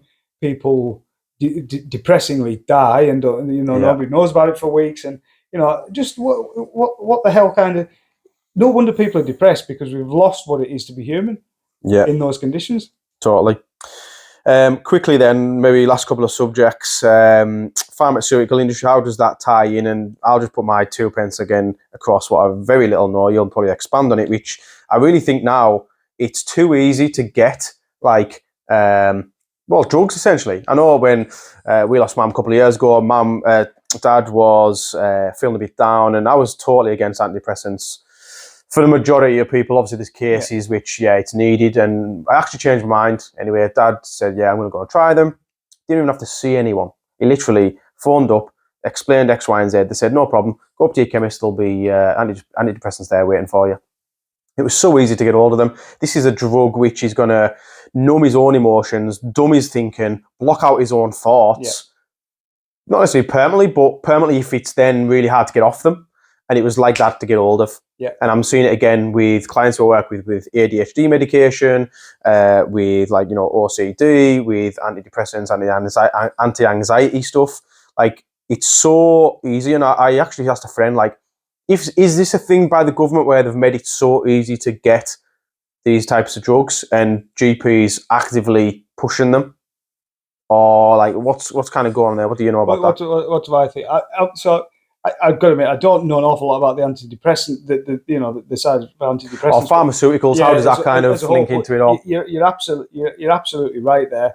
There's a couple of different things in play, I think, with that.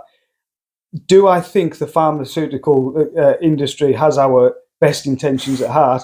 Absolutely not. And I think anybody that does think that needs a hard slap. That will be the first advice.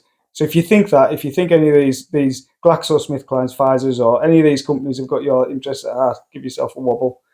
Secondly, I think, and something that I've researched as part of my own research project as part of my masters was trust in organisations, and one of those organisations I did look at was the NHS. It was quite interesting, really. That I think we've all seen over, certainly over the course of my lifetime, we've moved from so in a high trust organisation. You get all the benefits from almost like a family, and people believe in that sort of organisation, and they trust the individual. They trust, if it's me there as your GP, because I apply a certain type of psychology and a certain type of leadership. You trust me because I'm quite charismatic. I know what I'm talking about, and I could sell ice to Eskimos. But when you're in a position like a GP, I remember as a kid, the GP knew my name when I went in, and he said, "Oh God, you're back again. You've got that tonsillitis again. We're going to do this." Yeah. You know what I mean? You felt safe. You felt comfortable. What we've done is we've replaced that. We've replaced human decisions, and we've replaced the personal healthcare provision with autocratic, right? Which is a stepping stone towards artificial intelligence healthcare, which is where we're going to.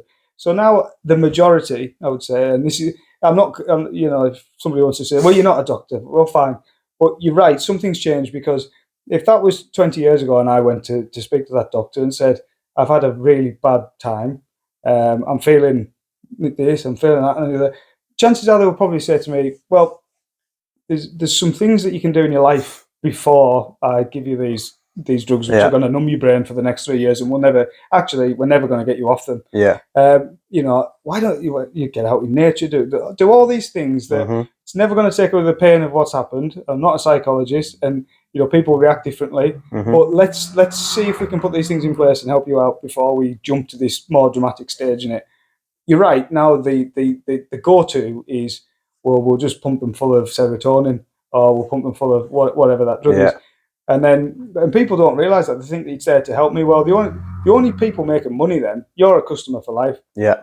You probably feel better in the short term, but then you just become a long-term addict of these drugs. Yeah. And people that are long-term users of it, they come out of that that initial psychological hit, probably think that it's the antidepressants that have done it, and then just continue taking them, and they then get all the physiological negatives from these drugs. Yeah.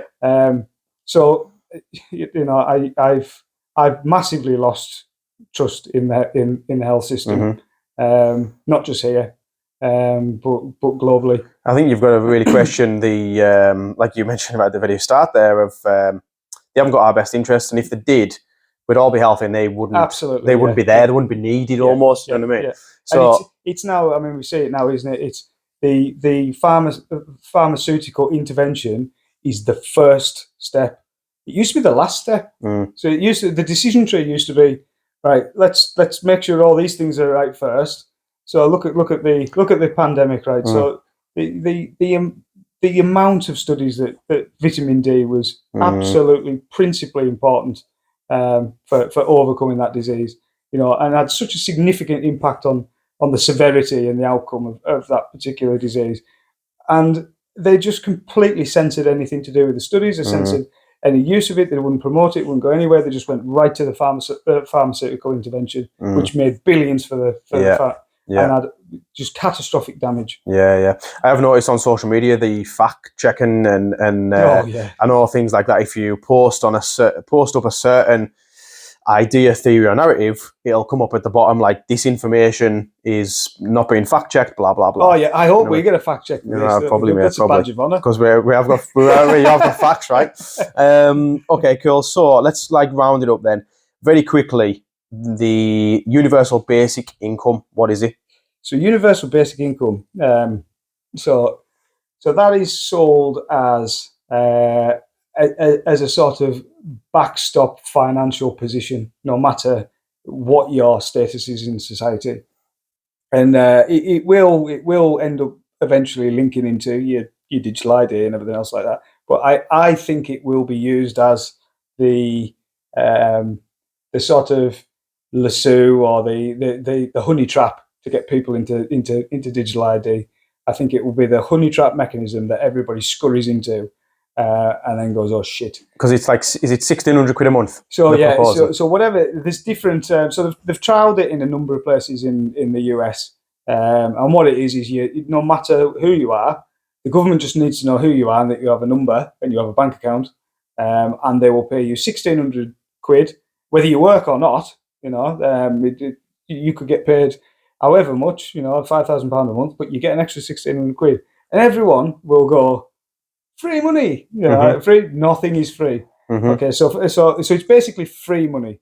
Okay, it's another socialist idea, in the hope that there's a minimum living standard for everyone, which sounds really nice, doesn't it? It sounds like a great idea. So in doing so, what you, depending on where that threshold's being set at, what you end up doing is you're taking a lot of people out of society that would have otherwise had ambition to do something, or to recover from something, or to then have some ambition to do something else, depending on where you set that threshold. Because I think some of it's quite high. Some people will be happy plugged into an Xbox with £2,000 a month, with their food delivered, like you say, on the metaverse.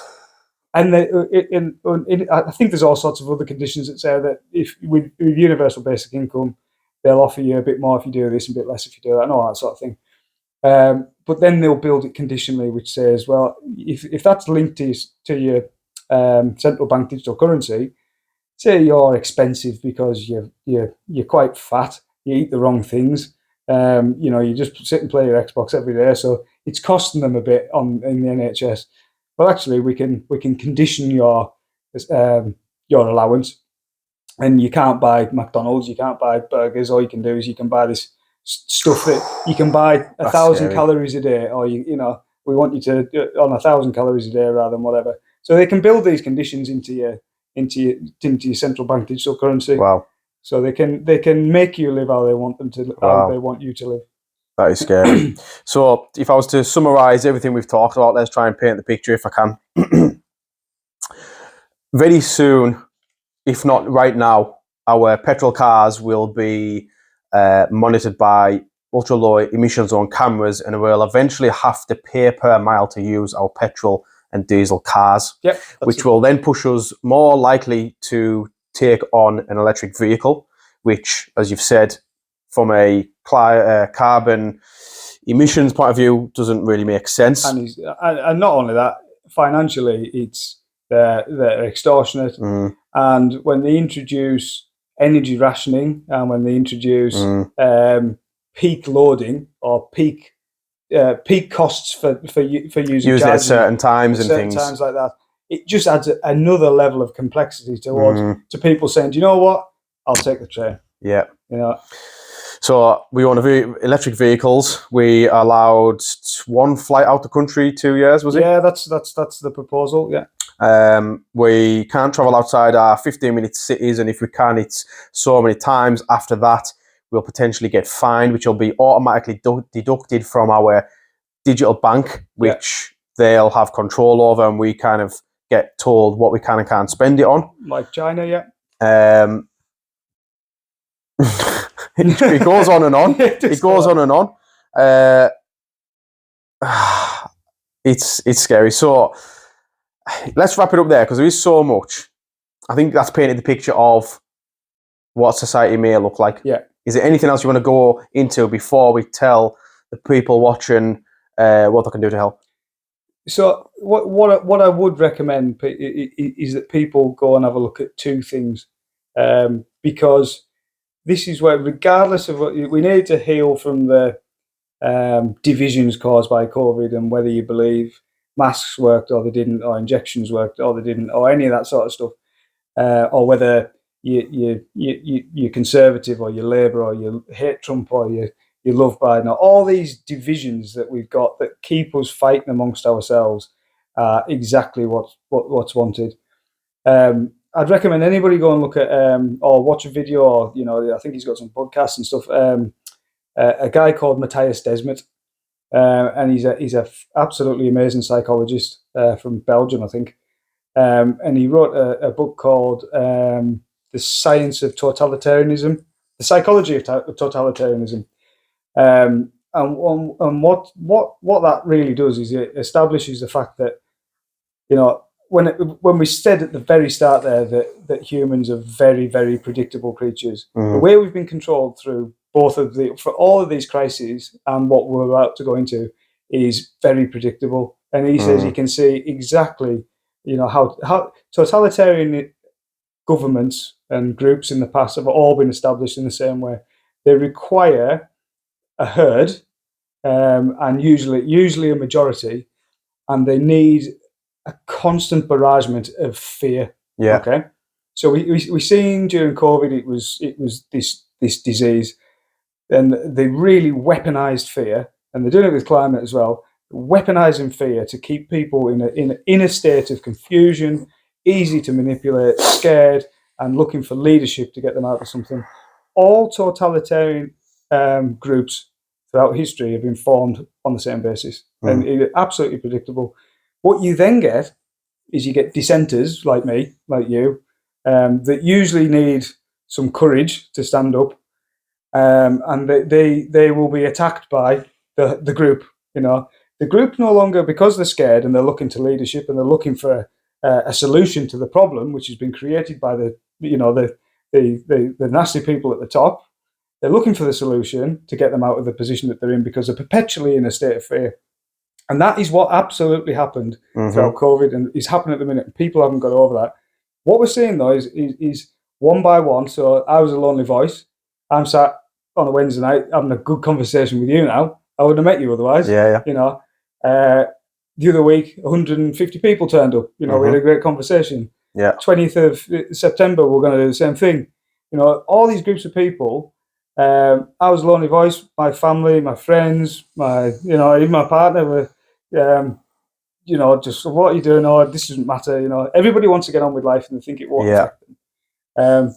But in those groups, those people do recognise that this is significant enough that they need to do something about it. And the only way they get defeated is when you hit about a 20% dissent rate, and all of a sudden it can no longer operate because there is too much there, and that's where we need to get to. 20%. We need to get to 20% of us to absolutely resist everything and say no. Interesting. Cool. I'm going to have one more go at painting the picture. Yeah. I didn't do it justice then. So essentially, you've got the WEF at the top, because it's not actually like although our government implement it, it's all coming from WEF, right? It's coming from it's coming from non-NGOs. So where it's actually coming from, NGO means non-governmental organisation. It's actually the policy that's driving the laws is coming from the United Nations. The United Nations, the World Economic Forum act as a technocratic advisory capacity, but they've got massive influence because they hold the Davos over in Switzerland.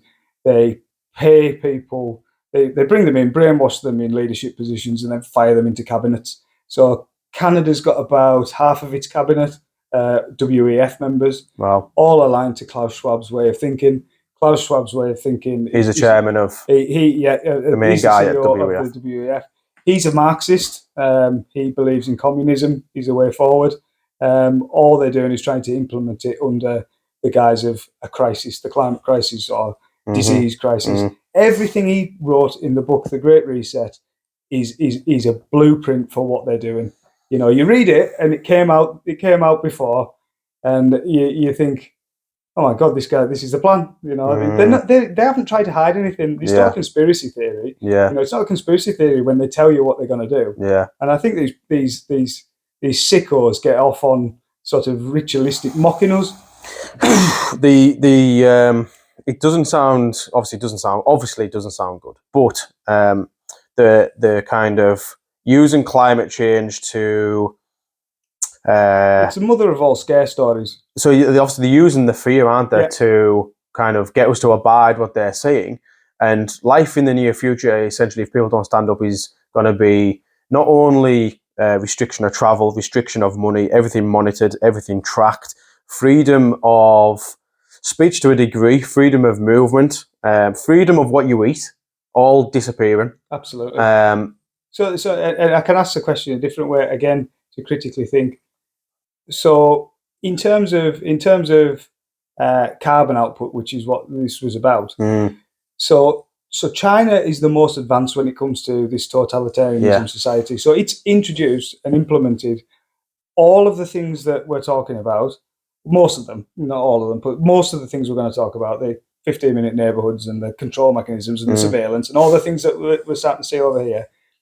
And it has the biggest carbon output, right? Because of the amount of people. And it's not bothered. It does not talk about climate change. It does not talk about any of that stuff because it's got the people doing what it wants to do. We need, in the West and everywhere else that have been used to living free lives, we've been used to this for a long time. We need to be scared enough to change and to accept this stuff. So they're going to come, every time one of these things runs out of steam, they're going to come with another, because they've got to keep the fear refreshed. With the incentives of £1,600 a month. Yeah, At the end of the day, you're only left with two things. It's a carrot and a stick for your donkey, right? And when they've run out of carrot, they'll give you a stick. And what happens here is, I laugh when I walk around and people go, after COVID, as if it was like a normal thing in life, to live through. And I think these people, what do you mean? After we lived through the biggest psychological crime in history, and multiple global crimes were committed, and we just say it was just after this thing, and they think it's all gone back to normal, and it hasn't. It never will. So, what can people do to help? I would say if you're in West Cumbria, come to the next meeting, which is 20th September. 20th of September in Whitehaven Miners. And you're going to be delivering a presentation, all this stuff, presenting more facts. Very similar to what we've just discussed. Again, thanks for coming last time. It was great to meet you. You asked some fantastic questions. For me, it just really painted the picture of it all. Like I said, I'd heard snippets, and the presentation just put it all together. And noticing that there was other people in the room that really wanted to do something about it, it was a little spark of hope in me. You know what I mean? Because before that, I didn't really know too much. But what I didn't know, I kind of shunned away because I was like, I don't really want to know all that. That's scary. And that's why we said at the end there, and this is about aligning people's consciousness as much as anything. What we've seen is people have been disconnected deliberately. Lockdowns and isolation of people served a massive purpose in the sense that people can club together in a pub and talk about this stuff and go, none of this makes sense. None of this is crazy talk. This is, what are they doing this for? We're fine. Nobody could do that. You weren't given the opportunity to do that. We isolated people so they were stuck with their own thoughts, and then they were programmed via the TV to think a certain way. And lots of people have never recovered from that. And the people that have been coming out to this, one, they're a victim as much as anything, because although you use the term awake, that's a curse as much as anything, because you sat there in a room full of people that are living, there's two paradigms. There's reality of what's happening, and then their perception of reality from the BBC. And I'm sat there at a table sometimes just going, don't speak, but I have to. I know what you mean. And then they'll go, but you're a conspiracy theorist. Yeah, of course. So I'm glad you've kind of came with the facts and hopefully put a few things about that people were maybe thinking is conspiracy. But if West Cumbrians or Cumbrians can get down to Whitehaven Miners 20th September, 7 o'clock-ish. 7 o'clock-ish, that'd be a great thing to do. Together Declaration. So there's a couple of things. So that the local group has been, and that is a group of like-minded people. Cumbria Action Group. They'll send you if you want to sign up to them. Post that event. They'll take emails. Everything's secure and everything. Just to look at what people can do locally to organise. It's all peaceful. It's trying to get engagement with the council, trying to see what their plans are, trying to get people involved with it. I'm not a leader. I'm not like the spearhead bringing of the anything. facts. I'm just somebody that is involved in the event and is happy to talk about it for an Yeah, evening. So before anybody, tries to shoot me out on the street or something like that. So yeah, absolutely. Together Declaration is another fantastic one. Go follow them on everything. Sign up to it if you can. It's run by a guy called Alan Miller, and he's been up and down the country. They've been fundamentally pushing back against ULEZ. He was absolutely imperative in overturning the vaccine mandates for the NHS staff and some of the really significant overreach things that they were planning to do. Right, so right. they've grown in numbers massively, and I support them. Cool. Definitely. Good. And if anyone's watching this and really kind of, well, isn't bored and wants to carry on watching stuff, YouTube Sandy Adams Glastonbury, and the top video will take you directly to Sandy Adams, who is a... So she's actually an ex-Green Party member, and this is why it's brilliant. She's an ex-Green Party member. She's currently campaigning in Glastonbury against their proposed 15-minute city, their proposed plans, which are a lot more advanced than ours. And this just shows you that this is actually happening in reality. Yeah. She managed to fantastic speaking woman. Real strong character, and brilliant with facts. It's recorded on there. She's got the town council meeting that she held. Again, a lot of these subjects that we've talked, but in a lot more detail. And she did bring some real credible scientists with her that sat there and have debated this live as well with some council members. So a lot of the proposals in Glastonbury have been overturned on the back of what she's done. So, hats off to... It just shows what one person can do. Pulling the community together. When people realise the gravity of what's at stake, they will do something and they will stand up about it. I think one of the other things, really, I look at it from a place of just getting the word out there, like awareness. And definitely. It's so... Because obviously the media aren't going to promote this. They aren't going to tell us this or through BBC and all the rest of it. The councils aren't going to ask us. Absolutely. And people need to realise that the media is there for one reason only, and that is to sell you an idea and to condition you and to brainwash you to think a certain way, and to stop any critical thinking ability. Usually it's the absolute polar opposite of what the truth is. And people think, no, we don't live in a propagandized nation. Oh, we do. We do. I was so unaware of how bad it was until I broke free of it. And now I can't see anything on the news without feeling sick because it means something else. Yeah, totally. And lastly, The Great Awakening. That's something you told me to watch. It's still on YouTube at the moment. I thought it was a fantastic documentary. And that goes into like kind of things happening globally, not just about the UK. So yeah, I'd recommend watching that as well. Any final comments? Just UK column. So turn off BBC News, turn off Sky News 3 times a week. UK column, run a show at about 1 o'clock in the afternoons. Those guys do a fantastic analysis of what's happening. They really do factually pull everything together. They work really, really hard. They've got nursing correspondents. They've got sort of intelligence correspondents, all with real credible backgrounds. And those guys really dissect everything that's happening and propose what they allow you to make the decision yourself. Really, just pose what the real facts are. So I'd absolutely recommend anybody that really wants to stay abreast of things and understand what they can do to check out UK Column, ukcolumn.org. I think it's important, not just because like we're talking about how we're going to be affected, more so how the kids are going to be affected. And I look at this as also from a place of like, and the reason why I wanted to talk about it is because I can't really rely on, like my dad, for example, he's 74. He's not going to really help in any considerable way to a massive degree to share the awareness. He's on an iPhone 4 and hardly knows how to use it.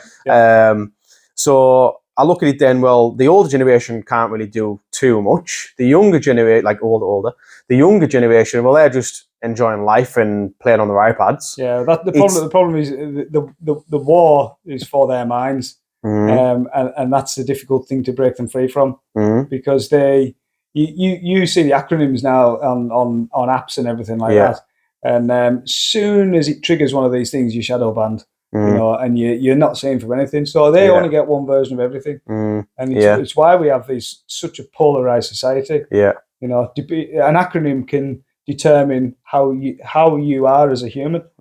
Makes sense. So yeah, I think it's really anyone kind of 20 to 60-ish, like anyone who's got decent kind of technology knowledge and can share the word and spread the word. It's our duty, because people outside of that isn't gonna, but more so for the kids. Yeah, absolutely. And all I would say is everything that they're trying to push, do the opposite, right? If they want you to be weak, be strong. They want you to be poor, be wealthy. And I don't mean wealthy as in money. I mean be wealthy as in look after your health. Don't listen to advice. Think about the advice that they're giving you and make critical decisions on it, and really look into things in your own way and make your own decisions on that. That'll guide you more than anything. Brilliant. Brilliant. On that note, we'll leave it there. What we will do is make sure every single link and reference to the facts that Andrew has been mentioning tonight will be in the description, along with websites and anything else that we've mentioned, just so you know it's not just coming out of Andrew's ass or my ass. It is all there in plain sight to see on the council websites, the WEF websites, and everything else. So I'll get all that in the description. Cool. Awesome. Thank you. Thank you. Class.